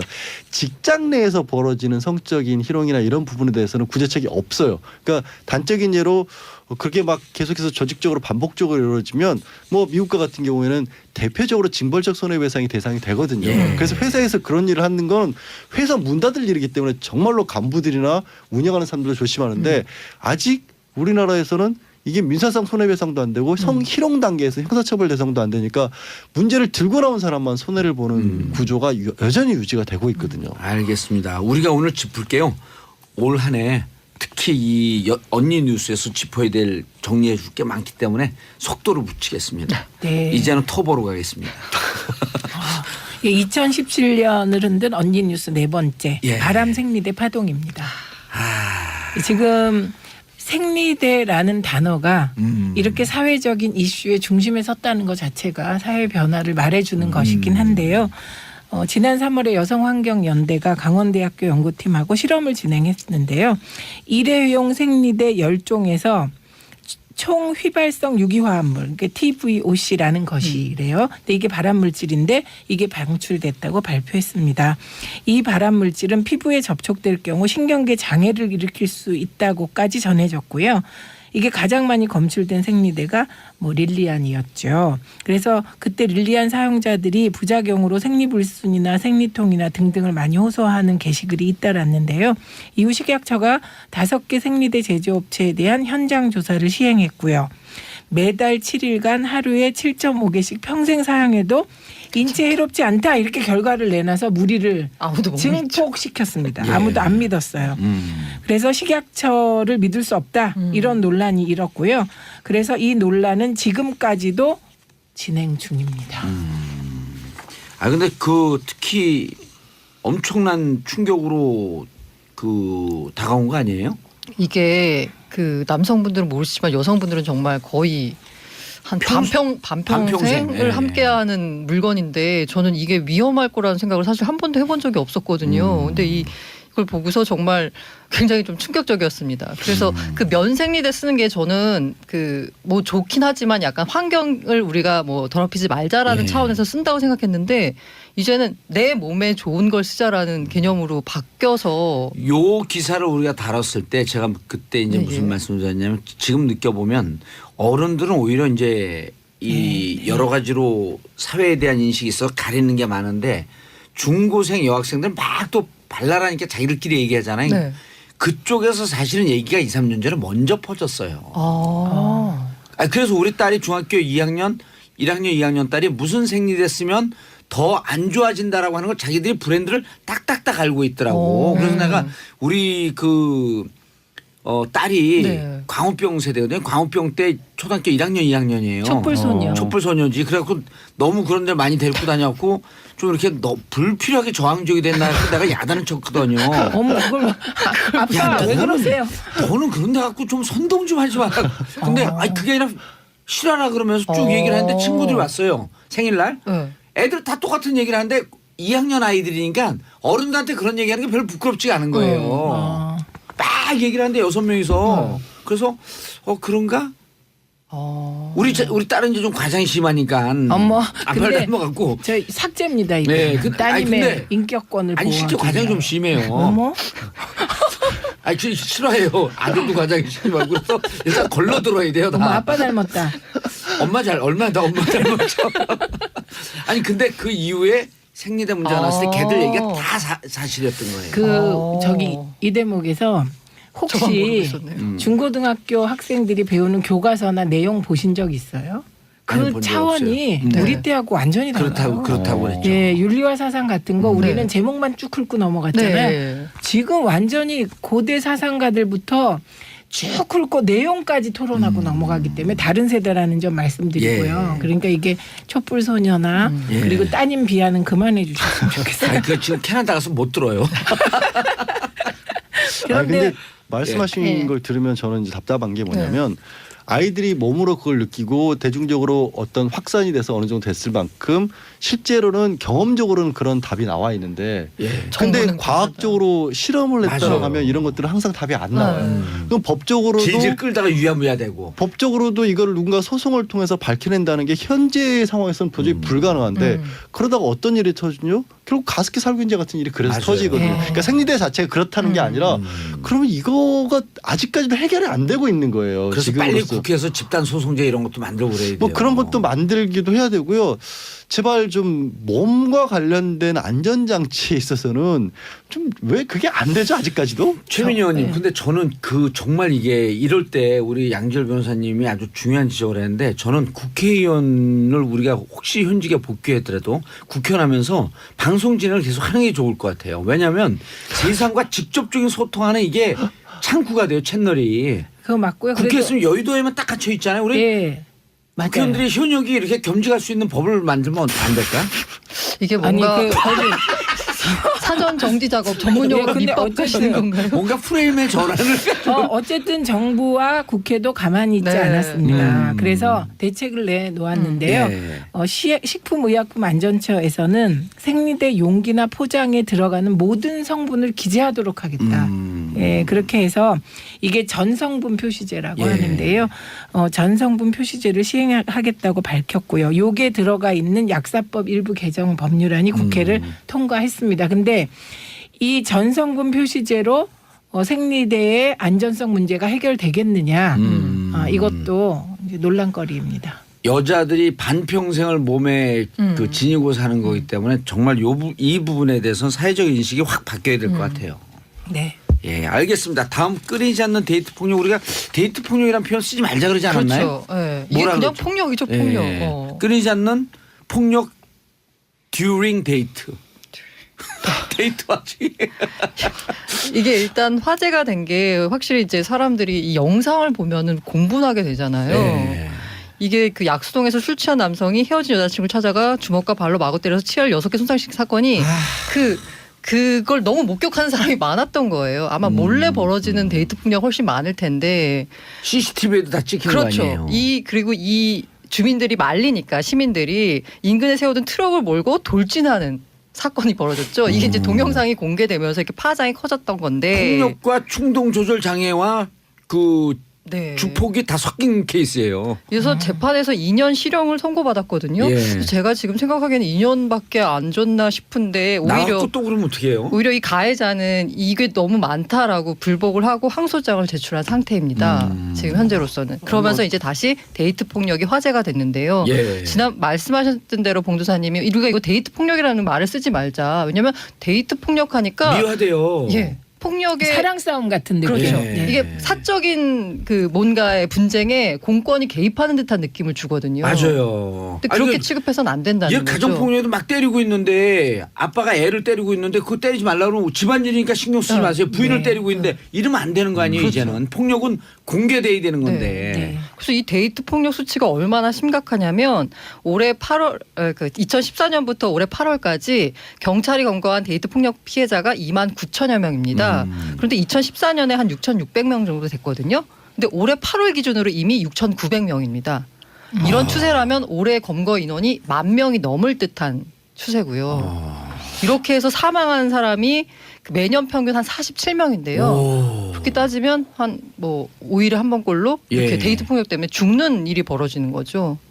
사실은 이제 분류를 하지 말자고는 하셨지만 뭔가 네. 그러니까 이름은 데이트 폭력이라 안 쓰더라도 따로 보호해야 될 필요성은 있어요. 왜냐하면 이건 일반 형법으로 처벌하는 거가 조금 더 특수하기 때문에 그냥 겉으로 드러난 것만 가지고 피해의 결과만 놓고 봐서 처벌을 하게 되거나 하면 예방 효과가 전혀 없거든요. 네. 오히려 약간 강조를 할 필요성이 있는데 한 가지 문제는 가정폭력 같은 경우에는 네.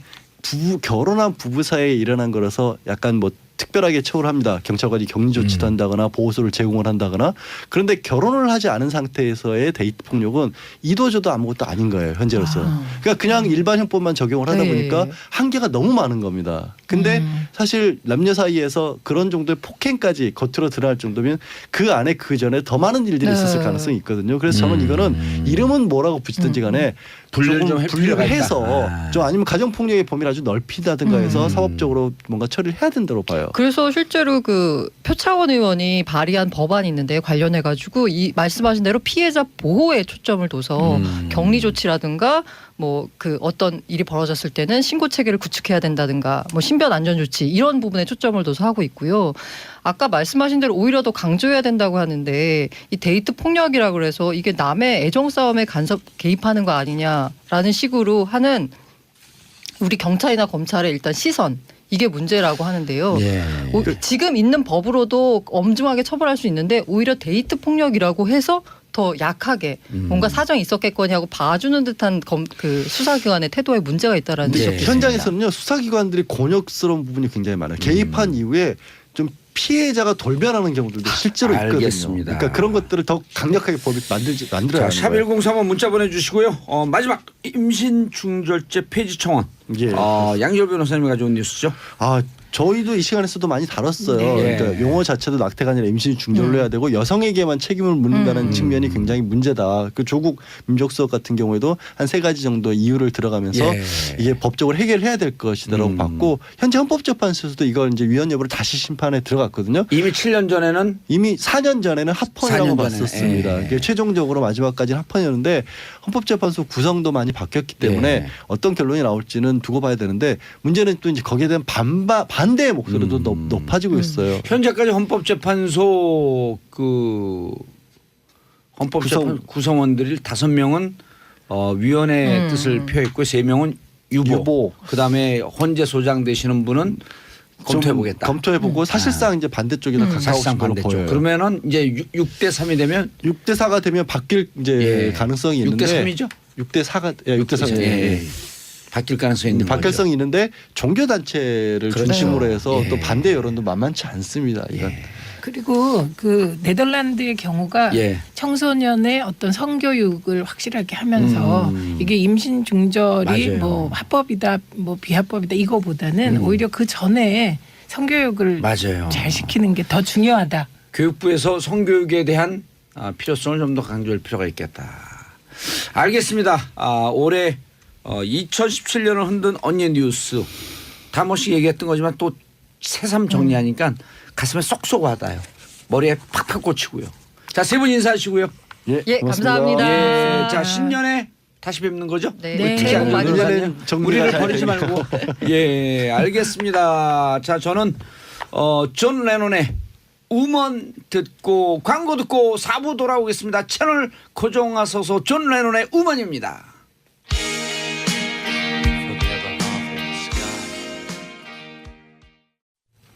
정봉재 정치쇼 4부 순서 들어가겠습니다. 여의도 미신타파. 자, 뉴스의 이면을 속속들이 파헤치는 여의도 미신타파죠. 심리분석의 달인 정신과 전문의 최명규 원장님 자리하셨습니다. 네. 왜 인사 안 하세요? 안녕하세요. 안녕하세요. 예. 이게 방송이 진행되면 진행될수록 더욱더 겸손하게 좀 해주시기 네. 바라겠습니다. 우리는 겸손한 방송이에요. 자, 문화비평, 시대비평, 뭐든지 비평, 모두까기 비평, 경희대 이태광 교수님. 네, 반갑습니다. 예, 잘하잖아요. 반갑습니다. 네. 자, 이태광 교수님 오늘은 뭘 가져오셨나요? 그렇죠. 지금 연말인데 예. 새해가 이제 다가오고 있습니다. 크리스마스도 지났고.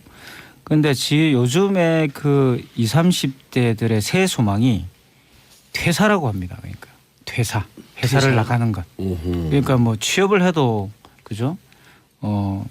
될까 말까 한데 퇴사를 하겠다라는 것이 지금 새해 소망입니다. 내가 퇴사해 주겠다. 재밌어요. 이 표현이 퇴사해 주겠다입니다. 내가 퇴사하고 말지. 이렇게 이야기를 하는 거거든요. 자신의 의지. 그걸 보여주는 거예요. 그러니까 퇴사를 하면은 오히려 축하를 받는. 그 과거에 퇴사를 한다 그러면은 뭔가 이렇게 몰래 퇴사를 한다든가 뭔가 조금 미안스럽게 미안해가지고 이렇게 퇴사를 하는 건데 예. 이제 아주 자신만만하게 자기들 SNS에다가 나 퇴사했다라고 올리고 그걸 또 칭찬을 받고 또는 부러움을 받고 이런 시대가 됐어요. 그래서 왜 20, 30대들이 이렇게 퇴사에 목을 매는가? 왜 퇴사라는 것이 20, 30대의 삶에 그렇게 중요해졌는가? 그리고 이건 도대체 뭘 의미하는가? 이런 걸 좀 이야기해 볼까 합니다. 예. 새로운 이슈예요? 근데 실제로 요새 이렇게 환자분들 이렇게 상담하다가 보면은 연말이 되면서 퇴사에 대한 고민을 얘기하는 분들이 실제로 많으십니다. 예. 그러니까 이제 어떤 경우는 예를 들어서 우리 직장인들을 보다가 보면은 제일 어려워하는 게 그 대부분의 회사가 바뀌고 있지만 그 회식 문화, 위아래 상하 문화 그런 게 이제 있게 되면은 그것 때문에 되게 힘들어하시는 분들도 많고요. 예. 왜냐하면 본인의 입장에서는 세상이 바뀌었으니까 그거를 위에 전달하고 싶거든요. 예. 이거는 이렇게 하면 안 된다. 트렌드는 바뀐다. 그러는데 계속 무시당하는 거예요. 그런 게 너무 힘드신 분들도 있고 또 어떤 분들은 되게 본인의 생각은 굉장히 적극적인 거예요. 그렇기 때문에 적극적으로 뭔가 일을 하고 싶은데 적극적으로 일을 할 때마다 위에서는 제지가 들어오니까 그런 것 때문에 너무 힘드신 분도 있고 또 어떤 경우에는 업무량 자체가 너무너무 이제 많은 경우도 있는 거예요. 본인이 이렇게 감당하기에. 예. 그러고 나서 이게 우리나라 이제 기업의 그 평균 연수를 갖다 하다가 보면 매년 달라지긴 하지만 예. 대기업의 평균 연령은 조사에 따라 다르긴 하지만 뭐 26년에서 29년으로 생각해요. 평균 연령이. 예. 근데 중소기업의 평균 연령은 12.9년에서 12.6년 사이라는 거죠. 11년에서 13년 사이. 결국은 본인이 회사에 들어가서 아무리 열심히 일을 하더라도 또 이게 영원히 비전이 없다는 거예요. 아하. 내가 나이 25에 들어와서 11년이 열심히 일하면 36세 제일 나의 인생에 모든 게 결혼도 하고 모든 게 제일 황금기에 예. 이 회사가 있을 가능성이 없다는 거죠. 황금기에 이 회사가 있을 가능성이 내가 이 회사를 위해서 모든 걸 목숨을 바치고 일을 하더라도 확률상 예. 36살이 되면 이 회사가 없어질 가능성이 크다는 거예요. 그래요? 한마디로 이제 회사의 그 부침이 굉장히 심하죠 지금이. 그러니까 이제 뭐 대기업을 제외하고 사실 대기업도 지금 과연 우리가 30년 뒤에 지금 우리가 알고 있는 그런 대기업이 존재할 수 있을까? 여기에 대해서 많은 학자들이 지금 경고를 하고 있지 않습니까? 아니 나는 그 퇴사 의미할 때 그 이제 그 20, 30대 젊은 세대가 네. 한 2, 3년 일했는데 자꾸만 이게 무슨 그 내 인생이 소모되는 것 같고 다 때려치고 내가 뭐 세계 여행도 한 6개월 동안 좀 모아둔 돈 같고 세계 일주도 한번 6개월 동안 하고 견문도 좀 넓히고 내 일을 하고 싶은 일을 좀 찾겠다. 내 인생을 찾겠다. 이런 의미로 받아들였거든요. 근데 그렇게 행복하신 분들, 행복한 고민을 하는 분도 있긴 하지만 대부분의 분들은 퇴사를 했을 때 퇴사를 하기까지 엄청난 고민과 갈등이 있어요. 대부분의 분들은 퇴사를 했을 때 그렇게 모든 거를 할 정도의 여유가 있는 그렇죠. 분들은 없죠. 거의 없고요. 네. 그러니까 퇴사하게 되면은 당장 우리 부모님 도와드리는 돈은 어떡하지. 더군다나 지방에 올라와서 어렵게 취업하신 분들은요. 예. 퇴사하고 나서 뭔가 다른 경력을 쌓기 위해서는 서울에서 뭔가 공부해야 되는데 혹은 대도시에서 공부해야 되는데 그동안의 그 비용은 어떡하지. 그러니까 이 퇴사가 우리가 생각하듯이 그렇게 마음 편하게 여유롭게 퇴사하는 건 어떤 의미에서 어떤 편견이고요. 굉장히 힘들어요. 그 결정하기까지도. 그러니까 이제 퇴사를 한다는 것 자체가 그 회사 결단인 구성원들한테는 굉장한 이제 칭찬받을 일이 되는 거죠. 그러한 어려움이 어렵기 있음에도 불구하고 때문에 또 용기를 내서 퇴사를 했다라는 것이고요. 물론 나이 드신 그 세대, 어르신 세대가 볼 때는 이런 그 젊은 신입 사원들의 어떤 그런 모습들이 마음에 들지 않을 수도 있습니다. 그러니까 과거에 이명박 정부 때 특임 장관이었죠. 이재호 씨가 이제 했던 말, 뭐 예를 들어서 뭐 요즘 젊은이들의 헝그리 정신이 부족하다, 그죠? 과거 우리 세대는 그렇게 힘든 일이 있더라 꼭 참고 일을 했는데 요즘 젊은 세대는 참지를 못하는 것 같아요. 세대가 완전히 틀리죠. 이런 이야기를 하고 있는데 그 세대에 맞는 인간형을 요구해야죠. 그렇죠. 그러니까 나이 드신 분들이 봤을 때는 이게 문제가 있구나라고 생각하실 수 있겠지만 금방 이제 최 원장이 말씀하신 것처럼 우리나라 산업 구조가 바뀐 측면도 있다는 거예요. 아니 우리가 대학교 때 그 민주화 운동하게 되면 어르신들이 그랬잖아요. 너네가 전주교 전쟁을 겪어봤어? 그렇죠. 그럴 때 우리가 뭐라면 좀 그 너무 아재스러운 꼰대스러운 발상이다 이렇게 얘기했잖아요. 그렇죠. 또 우리가 지금 세대들한테 지금 그 뭐 이렇게 열심히 사회 참여 안 하는 세대들한테 누가 한 사람 그랬어요? 너네가 광주 항쟁을 알아? 그건 6.25를 아냐고 물어보는 세대와 똑같은 또 다른 편견이다. 그래서 그렇죠. 막 저항을 했단 말이에요.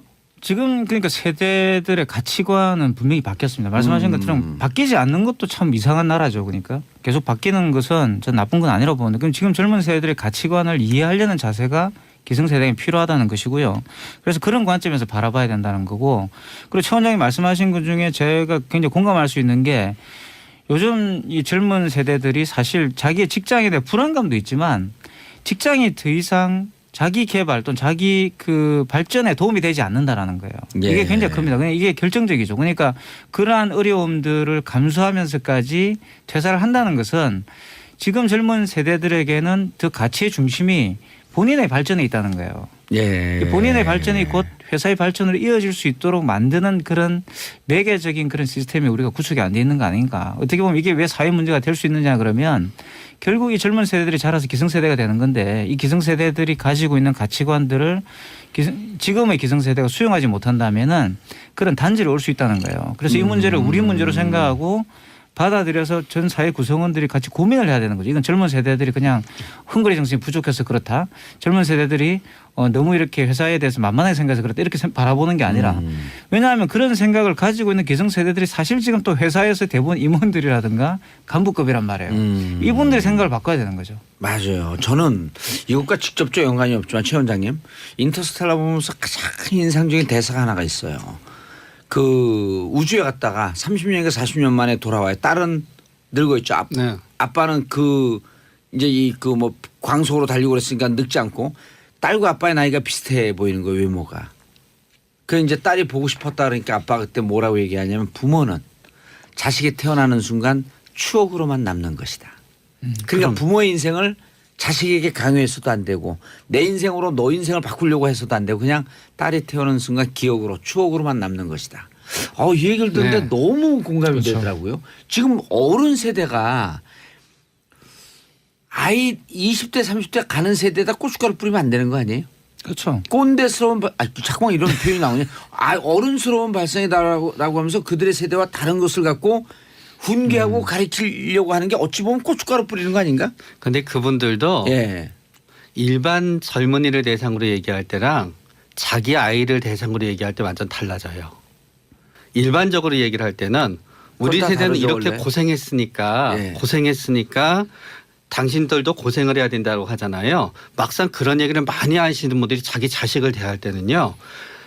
야, 내가 이렇게 열심히 이뤄놓은 건 다 너 잘 되라고 이뤄놓은 거니까 너무 힘들면 그렇게 하지 말고 뭐 이것도 해봐. 유학도 갔다 해봐. 그러니까 사회 저명 인사분들 중에 요새 젊은이들은 너무 헝그리 정신이 부족해요라고 하는 분들이 막상 자기 자식을 대할 때 완전히 달라지더라고요. 예.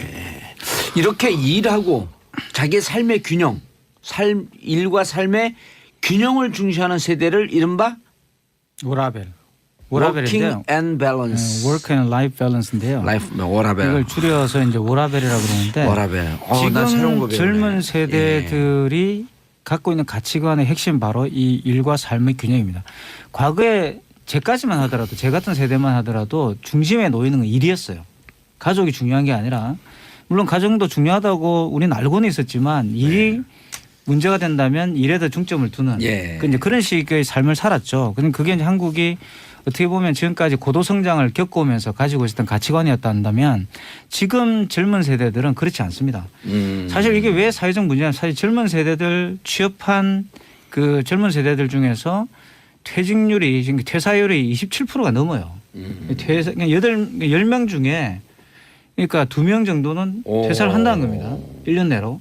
근데 그분들이 대부분 갖고 있는 가치관이 뭐냐면 왜 그러면 퇴사를 했느냐 물어보면 퇴사를 결심하게 됐느냐. 일과 삶의 균형을 직장이 보장해 주지 않는다 했어요. 이거는 뭐냐 그러면 직장을 중심에 놓는 게 아니라 자기의 어떤 삶의 가치 그러니까 일과 삶의 균형을 이루어야 된다고 하는 그 가치에다가 중심을 둔다는 거예요. 이게 완전히 바뀌는 세대죠 이 세대가. 그러니까 한국이 바뀐 겁니다. 그러니까 가치관이. 이 문제 그러니까 이게 이제 아니 금방 기성세대는 번듯한 대기업에 다니고 연봉이 높으면 좋은 직장이다. 그렇지 않습니다. 이렇게 생각했는데 심지어 지금 워라벨 대기업에 다니는 신입사원들도 퇴사를 해요. 대기업에 다니는 신입사원들도. 그럼 심지어는 공무원. 나도 이제 아재니까 그럼 뭐 해먹고 지금 살지? 공무원 시험을 그렇게 열심히 준비해가지고 되신 분이 퇴사를 합니다. 공무원은 내하고 안 맞아 이러면서. 그러면 우리가 생각할 때 쟤는 왜 저렇게 쉽게 결정을 하지? 부모님 입장에 그렇게 생각할 수 있잖아요. 근데 그게 아니라는 거죠. 지금 젊은이들은 오히려 복지나 사원에 대한 어떤 그런 그 모티베이션을 주는 회사를 좋아하는 거지. 가가지고 그냥 월급 따박따박 나오고 부모님들이 이야기하는 것처럼 예. 그리고 이 뭐 노후가 안정되는 이런 걸 바라는 게 아니에요. 그러니까 돈 좀 덜 벌어도 제때 퇴근하고 싶은 사실 이제 회사. 그거를 자기 보여준 인생 또 상징의 말이 즐기고. 칼퇴죠. 칼퇴. 칼퇴. 그래서 오죽하면 대선 때 칼퇴근법이 나왔겠어요. 제2의 인생을 살 수 있는 그러니까 삶의 중심에 직장을 두는 게 아니라 직장이 내 삶을 유지하는 하나의 수단이라 본다는 거지. 사실 이게 정상적인 삶이에요. 이 사실은. 교수님 그러면 그 일본에서 이제 아르바이트만 하면서 생활을 유지하는 그 족을 무슨 족이라 그러죠? 프리터족이라고 그러죠. 아 프리터족. 프리 아르바이트. 프리터족은 예. 이거하고 좀 근데 틀린가요? 아니, 비슷해요. 그냥 비슷한데 이게 예. 뭐냐 그러면 프리터족이 또 되려 그러면 이 글로벌라이제이션이라는 게 또 이루어져야 됩니다. 아. 그러니까 뭐냐면 6개월을 일본에서 열심히 일하고 6개월을 이제 물가가 싼 곳에 가서 사는 거예요. 아. 남미나 동남아시아나 아프리카 같은 데 갑니다. 그럼 사회는 그러한 젊은 세대의 가치관을 넓혀주기 위해서는 그렇죠. 복지를 잘해야겠네요. 그렇죠. 복지를 잘 해야 되고 우리나라가 노후 복지도 잘 돼 그런 있어야 젊은 되고. 세대들에게 굉장히 프렌들리한 나라가 돼야 되는 거예요. 그래야지 이분들이 안 떠나는 거지. 멋진 얘기네요. 그러니까 이제 자 이상래님 저희 집 아들 네. 올해 공채 입사하고 한 달 전 사표 내고 자기가 평소에 원하던 거 합니다. 행복하답니다. 아 이걸 또 긍정적으로 바라봐주는 아빠에게 우리가 그렇네. 정말 좋은 존경의 부분이시네. 박수를 보냅니다. 짝짝짝 두 분은 왜 안 보내요? 네, 저는 입으로 짝짝짝. 박사 굉장히 2038님 저 이번 주 퇴사합니다. 지금 말씀하시는 것 때문에 고민 많이 했는데 이제 마음이 편하네요. 2038님의 퇴사에 우리가 꽃가루 뿌려드리겠습니다. 뭐 우리 훌륭한 PD가 결심을 하셨습니다. 또 우리 PD가 진정한 너무 인생을 오글거린다고 찾으시고. 밖에서 좋아갖고 막 싱글벙글해요. 근데 사실 퇴사가 분명히 용기를 필요로 하는데요. 예. 그게 자기를 돌아보고 또 자기 앞날을 설계할 수 있는 그런 기회로 삼으면 우리가 재충전을 말 하잖아요. 그죠? 이런 게 되게 중요합니다. 이제는 회사가 먼저 워라밸 경영을 하는 곳도 있는데 제가 청담동에서 이런 그 회사 하나 알아요. 칼퇴근해라. 그리고 노동자는 월급 많이 주고 많이 놀려야지 일 잘한다. 뭔가 깔때기 네. 같은데. 그 벙커라고 하는 회사가 있어요.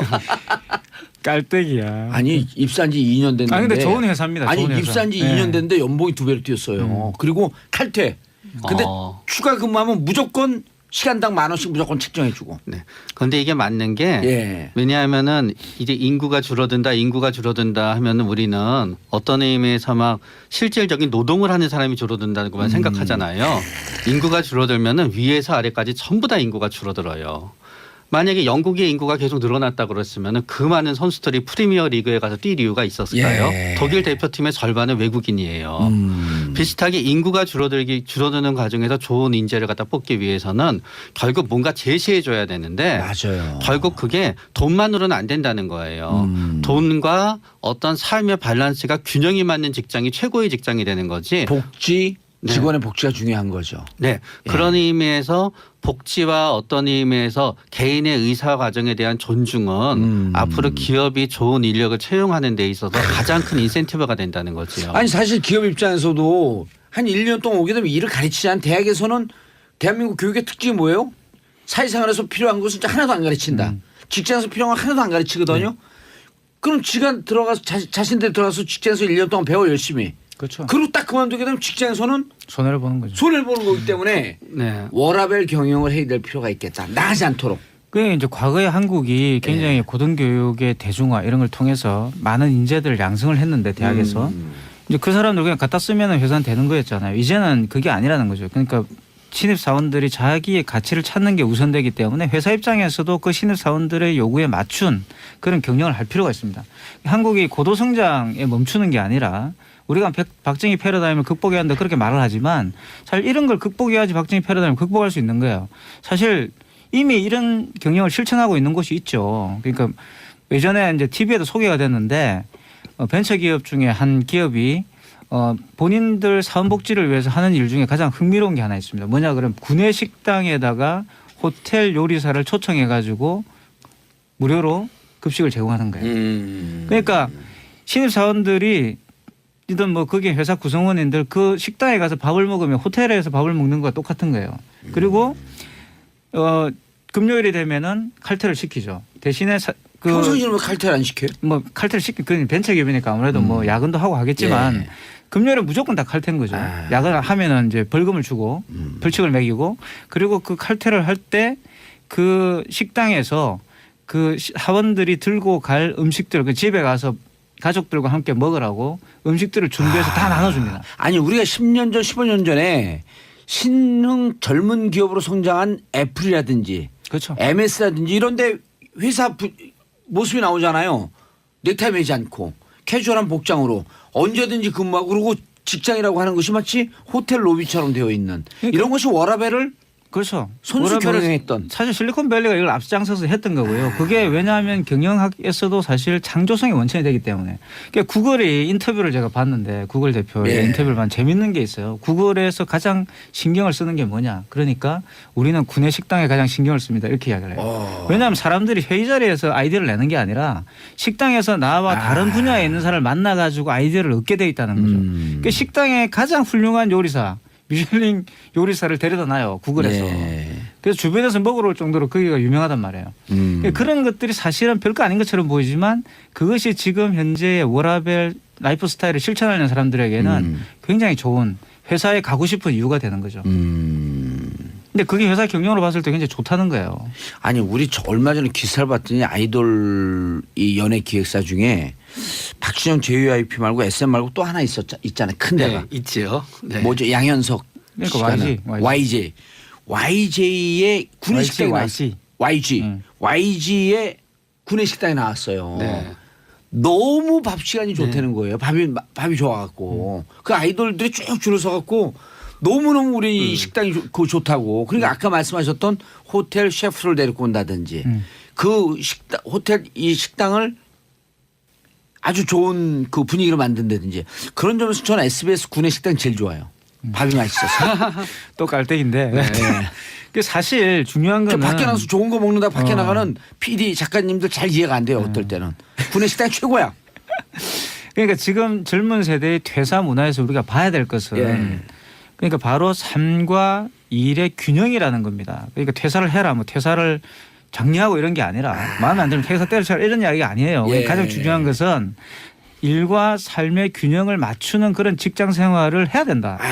그리고 기업들도 이제 그런 데 신경을 써야 되고 써야 국가 된다. 정책도 예. 거기에 맞춰야 된다. 그렇죠. 칼퇴를 해야 된다는 칼퇴를 시켜야 된다는 거예요. 무조건. 그러니까 이렇게 해갖고 워라벨 찾으면서 그만두는 사람이 없게끔 그렇죠. 회사에서 그게 목적인 거죠. 근로 분위기를 네. 바꿔야 된다. 그래 언제든지 내가 회사 그만두고 재충전의 시간을 가질 수 있으면 마치 대학 교수가 연구년 갖는 것처럼 야, 직장에서 연구년을 가져야 되는 여의도 거죠. 미신타파가 6개월 만에 가장 의미 있는 방송을 하는 것 같아요. 오늘 신년 앞두고 자리 잡는데 6개월이 걸렸어요. 그래도 우리가 이 패널들 존중하면서 워라벨 직장을 만든 거야 지금까지. 그렇군요. 그만두지 않도록. 네. 감사합니다. 원래 이게 패널들 2달 한 달 만에 바뀌어요. 지난번에 우리 종료할 때 가서 봤죠. 내 코너 왜 없앴냐고 술 먹고 항의하는 사람 봤죠. 경영을 잘 하셔야 되니까. 그래요?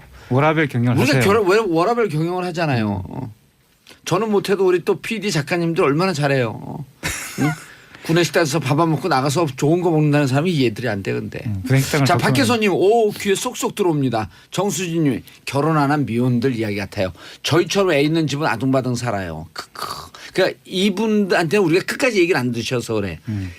아둥바둥 살지 않고 그렇죠. 탈퇴를 해도 많은 급여와 그렇죠. 충분히 인간답게 살 수 있는 이런 회사 분위기를 만들려는 겁니다.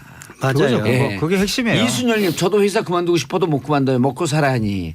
자 현실적으로 이걸 추구하기 어려운 사람들도 있어서 딸린 식구들도 있는데 퇴사 준비를 할 수 없지 않냐. 그러니까 회사에서 분위기를 바꾸라는 거예요. 맞아요. 그래서 회사에서 작은 것이나마 실천을 합시다. 그중에 예. 하나가 월차 쓰게 하고. 월차 쓰게 하고 월차 눈치 보지 않게 쓰게 하고 칼퇴만이라도 지켜준다면은 그 예. 회사를 다니고 싶은 마음이 날 거예요. 남자들에게 육아휴직 주고. 그 500년 전에 세종대왕도 줬던 거거든요. 그렇죠. 그걸 왜 안 줘요 지금? 사실 뭐 우리나라 정도 되면 OECD 국가가 됐으면 그 정도는 해야 되는 거죠. 사실. 아니 남자분들에게 애 낳지 휴직 쓰라는 거예요. 휴직 쓸 때 되면 눈을 딱 레이저 쏜대요. 당신 정신 나갔어 지금?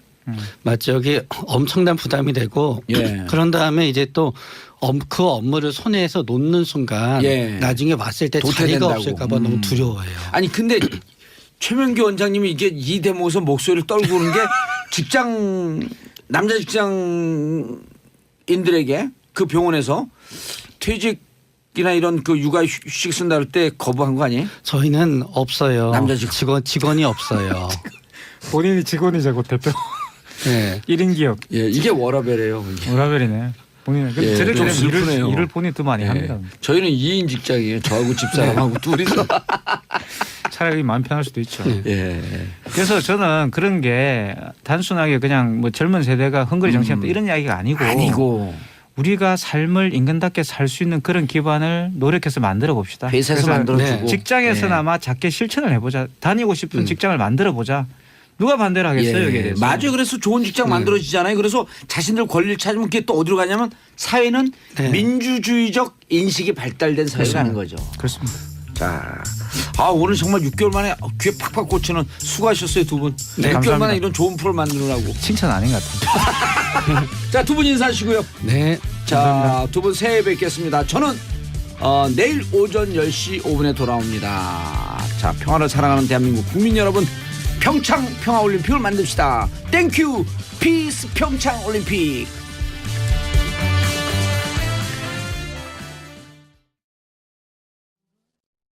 정봉재 정치쇼 1부 순서 들어가겠습니다. 오늘 뉴스 브리핑으로 시작합니다. 미디어오늘 정상근 기자님. 네, 안녕하십니까. 미디어오늘 정상근 기자입니다. 예. 자, 뉴스 브리핑 무슨 기사였나요? 네, 이병기 전 청와대 비서실장이 그 2015년 한일 위안부 합의 과정에 개입한 사실이 드러났다고 세계일보가 보도했습니다. 예, 이럴 줄 알았어요. 그렇죠. 예전에도 이런 의심들이 굉장히 많았었죠. 예.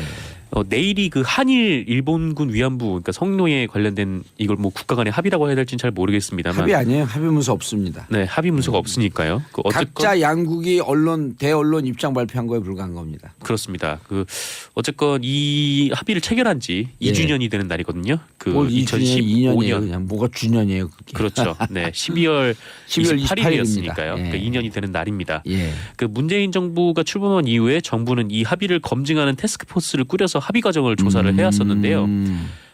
아마 오늘 이 검증 결과를 발표를 할 것으로 예상이 됩니다. 그러니까 27일이니까 내일 모레에 앞서서 예. 네, 오늘 아마 발표를 할 것 같은데요. 그리고 이때 합의한 내용 과정을 공개하라고 제야시민 그 사회시민운동 단체들이 검찰에 법원에 이게 그 고발을 했나 그랬을 거예요. 네네. 그래갖고 법원 1심에서는 공개해라.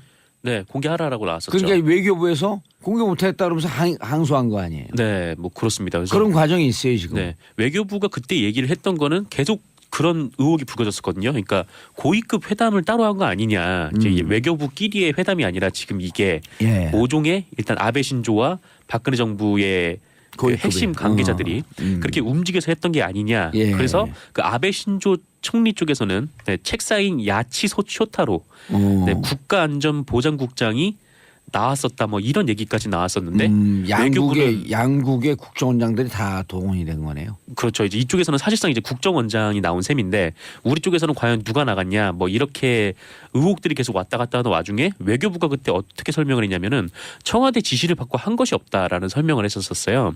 네. 그런데 아마 오늘 발표될 내용을 세계일보가 먼저 입수를 한 것 같은데 이 내용에 따르면 그 한일 위안부 합의 과정에서 그 국장급 협상, 그러니까 외교부 간의 협상을 넘어서서 고위급 협상이 별도로 있었고, 네, 이 고위급 협상에 이병기 전 청와대 비서실장이 참석을 했다라는 겁니다.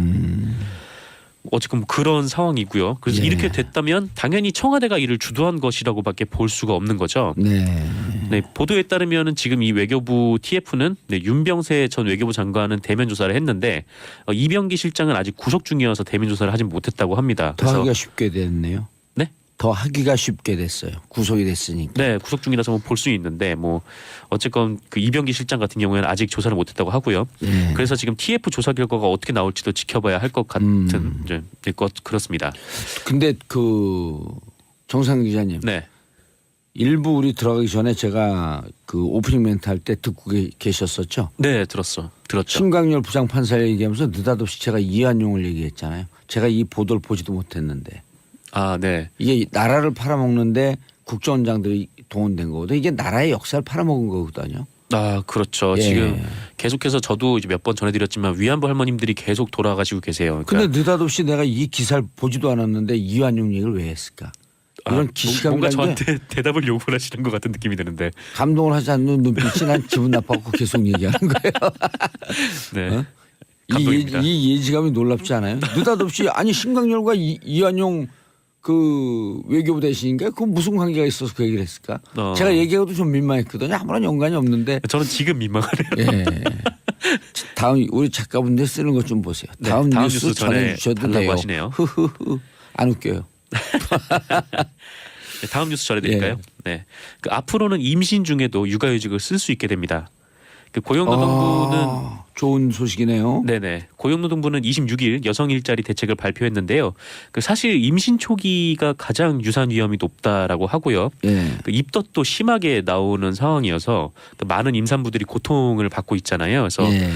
그런데 임신 초기 같은 경우에는 잘 티도 안 나고 하니까 네, 기업에서 배려를 해주는 경우가 굉장히 드물다고 해요. 그래서 쉬지도 못하고 결국 임신한 후에 많은 여성들이 일자리를 떠날 수밖에 없고 예. 그래서 또 경력 단절 문제로 이어지는 이런 그렇죠. 상황이 있었는데 어제 불행한 일상 속에서의 성차별, 일상 속에서의 비적대적 모순 관계 속에서의 모든 압박 그런 것들이 운동권 용어로 써 거기다.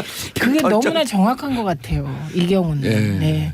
그래서 그 얘기를 쭉 풀어나가는 거죠. 우리 옛날 학생 운동할 때 맨날 적대적 모순이냐 비적대적 모순이냐 갖고 맨날 싸웠거든요. 네, 근데 이게 정말 어떤 부분에서 좀 막 살 떨리는 느낌이 드는 게 정말 우리가 겪은 모든 상황이 장면에 맞아요. 적나라하게 묘사가 돼 있죠. 그리고 저는 그 대목에서 또 가슴 아팠던 중에 하나가 낮에 그 애를 재우고 커피 1,500원짜리 커피를 사 먹는데 맘충. 그 지나가던 직장인들이 아유 팔자 좋다. 남편은 나가서 이제 개고생하는데 저렇게 앉아서 커피 마시고 맘충이라 그러면서 지나가죠. 네, 맘충. 근데 집에 와서 이제 저녁에 울면서 남편한테 얘기해. 내가 그렇게 고생하면서 나도 우리 집안을 일궜는데 이거 1,500원짜리 커피 하나 먹을 자격이 없냐고. 걔 막 울면서 얘기하는데 무슨 미안함이 있냐면 낮에 그 동네에서 이제 선거운동 하다 보면 낮에 이제 몰려다니면서 밥 먹고 다니는 아줌마들이 있거든. 이거 속으로 무척 욕했거든. 어머 왜 점심에. 욕하셨어요? 아니 근데 왜 그랬냐면 가장 떠들고 가장 목소리가 큰 분들이라 그러고 10,000원 넘어가면 또 그 음식점 막 욕을 해요. 9,900원이지 10,000원이 넘으면 어떡하냐고. 근데 그럴 때 사실 겉으로 티는 안 내지만 남편들은 고생하는데 저렇게 몰려다니면서 막 밥 먹고 이러는 게 속으로 좀 부정적으로 생각한 게 막 미안하더라고요. 전업주부는 24시간 노동이에요. 맞아요. 네. 그래서 우리가 또 그 국회에서 잘리고 난 다음에 전업주부도 해봤잖아요. 네. 그런데 저는 이제 우리 세대에는 예. 그런 일들이 비일비재였어요. 그런데 이 82년생 김지영의 경우는 배울 만큼 배웠고 부모들이 남녀 차별 없이 교육시킨 세대거든요. 뿐만 아니라 페미니즘이 어느 정도 막 그냥 초기 논란이 아니라 그냥 일상으로 자리 잡아가는 그 과도기인데 우리가 겪은 거랑 똑같은 걸 겪더라고요. 그게 저한테는 참 이상했어요. 저는 굳이 책을 안 읽은 변명을 하자면 사실 이제 제 동생들이 이 또래 동생들이 있고 저는 여동생이 셋이나 되거든요. 그래서 이제 그래서 그 광주에 있는 양언니구나. 한의사는 여동생이에요? 예. 남동생이 아니었어요? 아 그럼 진실 가서 약을 받아올 걸. 아니 왜 여동생을 남녀 차별을 그런 식으로 하십니까? 근데 남비 여존사. 남비여존 사상이 너무 투철하시구나. 그리고 이제 제가 딱 직장 생활을 하고 한 10년 정도 저랑 이제 후배들이다 보니까 급격하게 여자 후배들이 늘어나는 현상을 저는 이제 안에 있으면서 겪었거든요. 그래서 실제로 정말 제가 입사했을 때는 전체 예를 들어서 기자들 중에서 300명 기자들 중에서 여자 선배가 한 5명 있었나 그런 분위기였다가 갑자기 확 여자 후배들이 늘어나면서 이 후배들이 어떤 고생을 하는지 또 그 과정에서 어떤 충돌이 있는지를 너무나 많이 봐서 이걸 굳이 책으로 또 읽어야 돼 하는 생각을 했거든요. 아, 그게 주변에서. 달라요. 아니 근데 이제 그때 다녔던 회사는 무척 우리 사회에서 엘리트 회사 아니에요. 그럼에도 불구하고 다 겪거든 거를. 그럼에도 불구하고 제가 보면 이런 거였죠. 저는 이제 동생들이 또래가 있으니까 네. 야 어떻게 저런 얘기를 선배들이 할까라는 일들을 많이 겪었거든요. 근데 그 선배들은 또 너무나 오랫동안 남자들만 이 세상에 익숙해졌다 있으니까 정말 진짜 성희롱의 이라고 볼 수밖에 없는 단어들도 너무 서슴지 않고 쓰는 일들을 주변에서 많이 근데요, 봤거든요. 남성들이요 이런 얘기 하시잖아요. 예를 들면 이제 저를 보고 너 참 예쁘다. 그래서 뭐 일도 잘하겠다든지, 넌 참 예쁜데 눈이 반짝인다든지 이런 얘기가 더 이상 칭찬이 아니라는 거죠. 그러니까 아까 커피 1,500원짜리 하나 먹은 거를 맘충이다라고 얘기했을 때 충격받는 것처럼. 칭찬으로 포장된 그런 어떤 여성이기 때문에 들어야 되는 얘기들이 차곡차곡 다 여성들의 마음에 쌓이는 거예요. 그래서 82년생 김지영이 그 약간 빙의 현상이라고 저희는 표현하고 아까 치매라고 표현하셨잖아요. 그런 현상이 나타나는 게 그런 크고 작은 온갖 상처들이 때로는 바늘로, 때로는 못으로, 때로는 빗으로, 예. 가슴과 세포 때로는 빠루로. 예. 빠루는 일본 말이에요. 그게 뭐예요? 빠루가? 못 빼는 거 크게 장돌이, 그래서- 장돌이. 그래서 그런 아, 것들이 그게 다, 빠루가 일본 말이에요? 예. 다 쌓여서 근데 장돌이라면 못 알아들은데. 예. 봉도사님, 하세요. 예. 예. 다 쌓여서 그것이 이제 어느 날 공항을 방문해서 정규직화를 약속을 했는데 정작 인천공항 비정규직의 정규직화가 잘 이루어지지 않았었습니다. 그동안 협상 과정에서요. 뭐 가장 핵심적인 쟁점은 그 인천공항공사가 직접 이 비정규직 노동자들을 정규직으로 채용할 것인가, 아니면은 자회사를 하나 만들어서 이 자회사에서 정규직으로 채용할 것인가, 요 부분이었다고 하는데요. 자회사 만들었고 하는 것도 꼼수 아니에요, 근데? 뭐 그렇게 볼 수도 있죠. 그래서 아무래도 비정규직 노동자분들은 직접 고용을 원했었거든요. 그럼요. 이분들이 계속 그 2년마다 계약을 갱신을 하면서 예. 계속 신입사원이 되는 거예요. 그동안의 경력을 인정받지 못하고, 그러니까 십수년간 일을 해도 매년 이제 신입사원으로 다시 재입사하고 예. 재입사하고 그렇게 해왔던 겁니다. 또 고용 불안에 시달리기도 했고요. 하지만 뭐 이 부분에 대해서 이제 결국에는 해법은 양측이 합의한 거는 일부는 직접 고용을 하고 대다수는 자회사 고용으로 하기로 했습니다. 그래서 이제 직접 고용하는 규모는 3천여 명 정도고, 예. 뭐 공항 보안이나 아니면 뭐 어떤 좀 특수 직종 같은 경우에 이렇게 하기로 했고, 나머지 분들은 자회사 2곳을 만들어서 고용을 할 계획인데요. 예. 일단 뭐 고용 분할은 없앤 것으로 볼 수 있고요. 다만 이 부분에서 또 합의가 있었는데, 그 정규직 노동자와 자회사 노동자 사이에 임금이나 처우 수준이 차등이 없게 만드는 좀 그런 부분에 대해서도 합의를 했어요. 예. 그래서 뭐 기존의 자회사 이런 그 착취 구조를 하나 더 만드는 것보다 좀 더 나은, 좀 긍정적인 형태의 자회사로 모델을 만들어가는 것에 노사 양측이 협의를 했다고 합니다. 예. 알겠습니다. 비정규직 그 근로자들이 희생당하잖아요. 급여도 네. 작고, 급여도 그다음에 작죠. 노동의 전문성이 없어갖고 사고도 자주 나고. 네, 계속해서 2년마다 회사는 또 회사대로 손해고, 네. 그다음에 그 노동자들은 노동자대로 또 급여도 작고 그러니까는 생활도 안정되지 않고. 네, 이 어차피 이 하청이라는 것이 원래 노동자의 노동의 대가로 측정된 몫이 있잖아요. 예. 근데 이 몫을 노동자한테 주면서 하청업체가 중간에서 그 차익을. 차익을 네, 맞아요. 편익을 이제 취하는 방식으로 이루어졌기 때문에 이게 직접 고용만 되더라도 아무래도 그 부분에 대해서 없어질 수가 있죠. 그래서 중간에 있는 그 기업들, 그 하청 기업들이 먹는 수익이 다 그게 또 짬짬이 해갖고 네, 그 자치단체장이나 무슨 단체장과 무슨 특별관계, 특수관계 있는 사람들, 맞아요. 그런 사람들에게 수익 남겨주기 위해서 노동자를 착취하는 구조. 네, 이런 경우도 되게 많죠. 그 일감 몰아주기 형식으로 뭐 상속을 할 때 이제 적은 돈으로 인력 회사를 세우고, 그 인력 회사가 그 기업에 계속 인력을 공급하면서 이 목적을 상속 받는 키워나가고. 사람들은 계속 이제 재산을 불려나가는 예. 그런 형태도 있었었죠. 알겠습니다. 다음 뉴스요.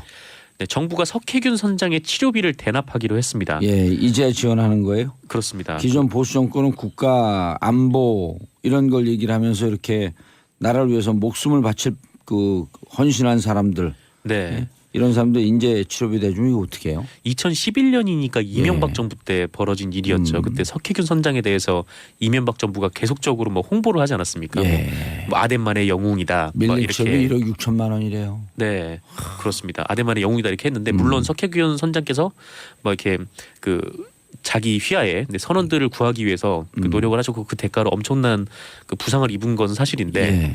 네, 정작 이렇게 얘기를 해놓고 정부는 석혜균 선장의 치료비도 내지 않았다는 겁니다. 광원 광대로 팔고 네, 책임은 하나도 안 지고. 네. 그렇습니다. 당시 석 선장의 치료비가 2억 5,500만 원이었는데 예. 그 석 선장이 이제 의상자로 지정이 돼서 네, 의료급여 수급자가 됐고 이 덕분에 이제 의료보험으로 적용 가능한 8,800만 원 정도는 모두 정부에서 지원을 이미 한 상태긴 해요. 예. 근데 하지만 이제 비급여 항목 부분. 네. 1억 6,700만 원 아까 말씀하셨던 바로 그 돈인데요. 예. 1억 6,700만 원이 납부가 안 됐습니다. 예. 그래서 이거를 원래 뭐 법적으로라면 소속 해운사가 지불을 해야 되는데 이 해운사도 법정 관리에 들어간 상태여가지고 사실상 아무도 신경 안 쓰는 그런 상황이었거든요. 알겠습니다. 그러니까 이런 비급여 3,800개 항목 다 급여로 전환시키자는 거 아니에요. 네, 그럼 이렇게 따로 그렇습니다. 낼 필요도 없었죠. 맞아요. 그럼 예. 의료보험에서 다 대납이 되니까요. 알겠습니다. 정상 기자님 인사하시고요. 네, 감사합니다. 자, 저는 2부 3변 시대로 돌아오겠습니다. 채널 고정하소서.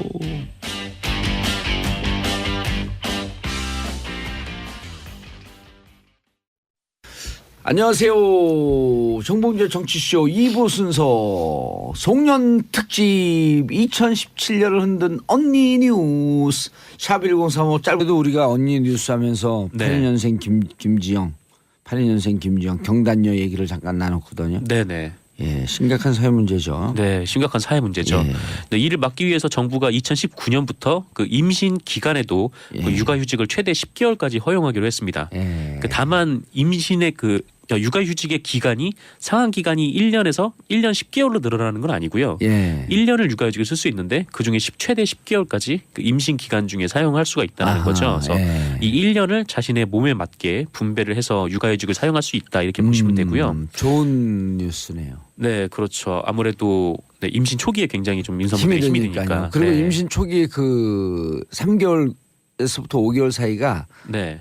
제일 위험할 때요. 건강을 잘 관리해야 될 때. 네, 맞아요. 예. 그때가 가장 주의해야 할 때고 가장 주의할 네, 때죠. 유산율도 그때가 가장 높다고 그래서 그런 좀, 부정적 표현 쓰지 마세요. 네. 그냥 가장 조심하시면 됩니다. 네, 그렇게 하시면 조심하셔야죠. 돼요. 예. 네. 알겠습니다. 그리고 이와 예. 함께 그 2020년부터는 여성 노동자가 원하면 그 임신 전 기간에 걸쳐서 그 노동 시간을 2시간 단축할 수 있도록 했습니다. 지금은 이제 초기하고 말기 정도에 한해서 쓸 수가 있는데 이제 전 기간으로 그거를 확대를 하겠다는 거죠. 맞아요. 네, 그래서 초기 임산부 같은 경우에는 가장 어려운 게 러시아워 시간에 출근을 해야 되니까 그러네요. 이게 가장 문제가 되는데 조금 한두 시간만 늦게 출근해도 네네. 또 한두 시간만 일찍 퇴근해도 조금 여유 있게 갈 수가 있으니까. 1시간 일찍 늦게 출근하고 일찍 퇴근하면 또 러시아워 시간을 피할 수가 있으니까요. 네, 그렇죠. 예. 근데 또 뭐랄까 초기 임산부 같은 경우는 티도 안 나니까 뭐 자리를 예. 양보받거나 좀 그런 일도 거의 없죠. 예. 지금 그렇고요.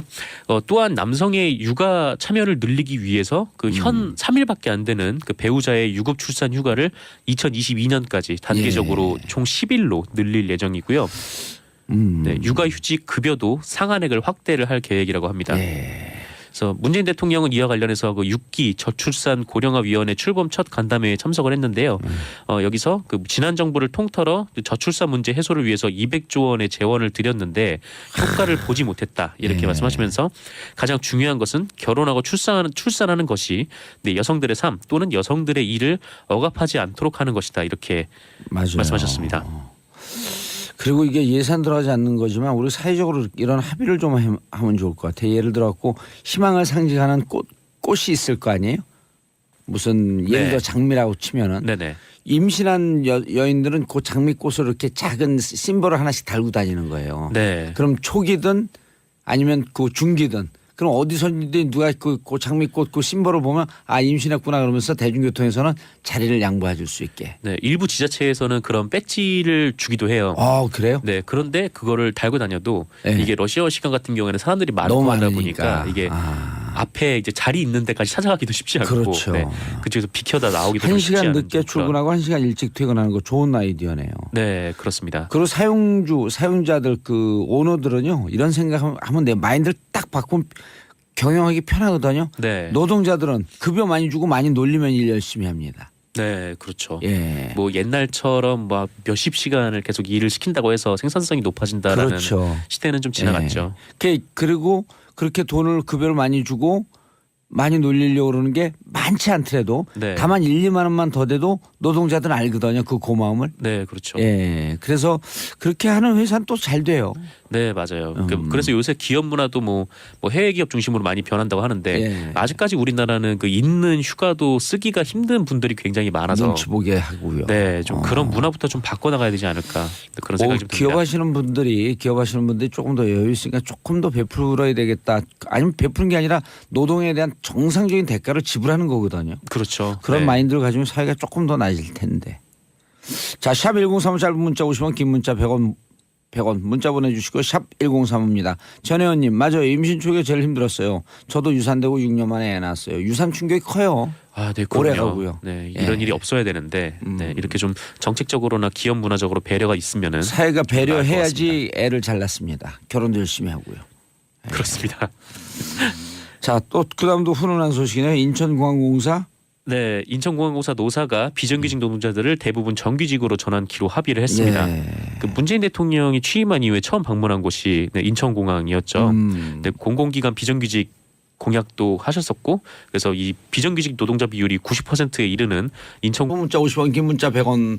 오늘은 아무 패널이 다 계시구나. 자, 오늘 함께 하실 분. 우리 유령입니다. 함께 하실 분 누구시죠? 최민희 의원님. 안녕하세요. 예. 양지열 변호사님. 네, 안녕하세요. 예. 고란 사이. 네, 안녕하세요. 중앙일보. 며칠 전에 우리 어머니 구순잔치를 했는데 고란사를 못 불렀네요. 근데 양 변호사님, 근데 어제 재밌는 얘기 들었어요. 어떤 지금 아침 방송 하시잖아요. 이게 와. 예, 아침 메인 방송 앵커, 해갖고 메인 앵커. 그 이제 그 양 변호사님이 그랬대 PD한테 다른 걸 다 접고 여기 집중하겠습니다. 우리 그랬더니 우리도? 그냥 자유롭게 하세요. 누가 그런 얘기를 또 그게 그 팩트예요. 가짜 뉴스예요. 누가 그런 얘기를 하던가요? PD와 저는 그런 대화를 나눈 적이 없습니다. 가짜 뉴스죠. 근데 네. 가짜 뉴스다 그랬어. 예. 왜냐하면 양지열 변호사가 그럴 뿐이 아니다 절대로. 언니 저희를 뉴스를 버리시면 안 버릴 되죠. 뿐이 아니다. 그렇지. 아니 근데 언제까지 해요 그거? 아직 논의가 안 됐습니다. 왜 다른 방송 스케줄을 제가 여기서 논의를 하고 아니 있는데. 나는 메인이 되라고 막 계속 박수를 치고 있거든. 어차피 겹치는 시간이 아니니까 예. 저희를 버리지 마세요. 우리를 아니 고 기자님이 또 우리를 어여삐 굽어 살피소서. 왜 예. 그러세요 연말에 갑자기 목소리는 남자 목소리 예. 세상에. 평소에 잘해주시지 갑자기. 자, 오늘은 송년 스페셜 2017년을 흔든 언니 뉴스를 골라봤습니다. 최민희 의원님 예. 뭐예요? 예, 2017년을 흔든 언니 뉴스 첫 번째 예. 82년생 김지영 신드롬을 가져왔습니다. 예. 혹시 봉도사님은 읽으셨죠? 읽었죠. 예. 이게 조남주 작가의 소설인데요. 예. 이 82년생 김지영이 정말 많은 여성들에게 공감을 얻었습니다. 저는 그걸 보면서 실화인 줄 알았어요. 근데 실화죠 사실은. 실화죠. 실화죠. 예. 그리고 실화의 베이스를 둔. 이게 네. 82년생 김지영이 왜 제목이 82년생 김지영인지 몰라요. 82년생 중에 김지영이? 가장 많은 여자 이름이 김지영이래요. 네. 네. 그 통계청에서 발표한 거예요? 네, 예. 예, 가짜 이거- 뉴스 아니에요? 아니 실화입니다. 실화. 그 실화인데 83년생은 뭐예요? 제일 많은 게. 모르겠습니다. 81년생은요? 모르겠습니다. 60년생 제일 많은 이름이 뭔지 모르죠. 모든 이름에 봉자가 들어가요. 최민희가 아니라 원래 최봉이었었어요. 최봉이. 네. 근데 이 조남주 작가가요. 원래 방송 이 구성 작가를 오래 해서 나중에 이제 소설 뒤에 보시면 거기에 통계 자료도 많이 나와 있습니다. 그 PD 수첩 작가였던 걸로 알고 네. 있는데. PD 수첩 작가예요? 네. 근데 이제 이 책이 노회찬 정의당 의원이 청와대 오찬 때 예. 이 책 얘기했고 대통령에게 선물한 거죠. 네. 그다음에 그러면서 화제가 금태섭 됐죠. 의원이 더불어민주당 의원 300명에게 선물하면서 뭐 일단 유명해졌는데 그것 때문이라기보다는 읽어본 분들이 계속 권해서 50만 맞아요. 부가 팔린 베스트셀러가 됐는데 저는 이 책을 우리 딸이 읽으라 그래서 읽었습니다. 이거 꼭 읽어야 된다고. 엄마의 의식구조 전환이 필요하다고. 양 변호사님 책 보셨어요? 거짓말하면 안 되죠. 예. 저는 못 봤습니다. 예, 저는 책을 펼치면서부터 눈물이 나더라고. 책을 펼치면서부터. 그리고 지금 표정이. 처음에 그 약간 치매로부터 스토리가 시작이 되잖아요. 네, 네. 이게 어느 날 이게 그 실화일까? 그런데 여성들이 출산 이후에 오는 충격들이 있잖아요. 네, 예. 그런 게 좀 이해가 그런 기억이 떠올리니까 이해가 되더라고. 그래서 우리 양 언니처럼 안 읽으신 분을 위해서 줄거리 잠깐 줄거리를 아, 오늘 왜 소개해드리도록 하겠습니다. 왜 저를 이렇게 계속 공격하시죠? 공격이 아니고 배려인데요. 네, 알겠습니다. 예. 눈빛은 지금 레이저를 쐈어요. 봉도사님이 지금 말씀하셨듯이 어느 날 갑자기 34살 김지영 씨가 그 약간 빙의 현상을 보이는 겁니다. 예, 그래서 친정 어머니가 빙의한 것처럼 해서 친정 어머니가 할 수 있는 속마음을 털어놓는 거예요. 예, 그런 식으로 이상 증세가 나타나고 남편한테는 네. 남편이 사귀던 옛 애인의 모습으로 빙의를 하는 거예요. 아. 예, 그래서 남편에게 그 못다한 얘기 있잖아요. 예. 사실은 김지영 씨의 속마음이죠. 그게 그런 얘기들을 하는 장면이죠. 그래서 남편이 처음에 이상하게 생각하다가 이제 병원에 데리고 가고. 가서 치료를 받으면서 그 치료 과정에서 김지영 씨가 겪은 정말 이거는 공식적인 통계 안에 숨어 있는 그 자질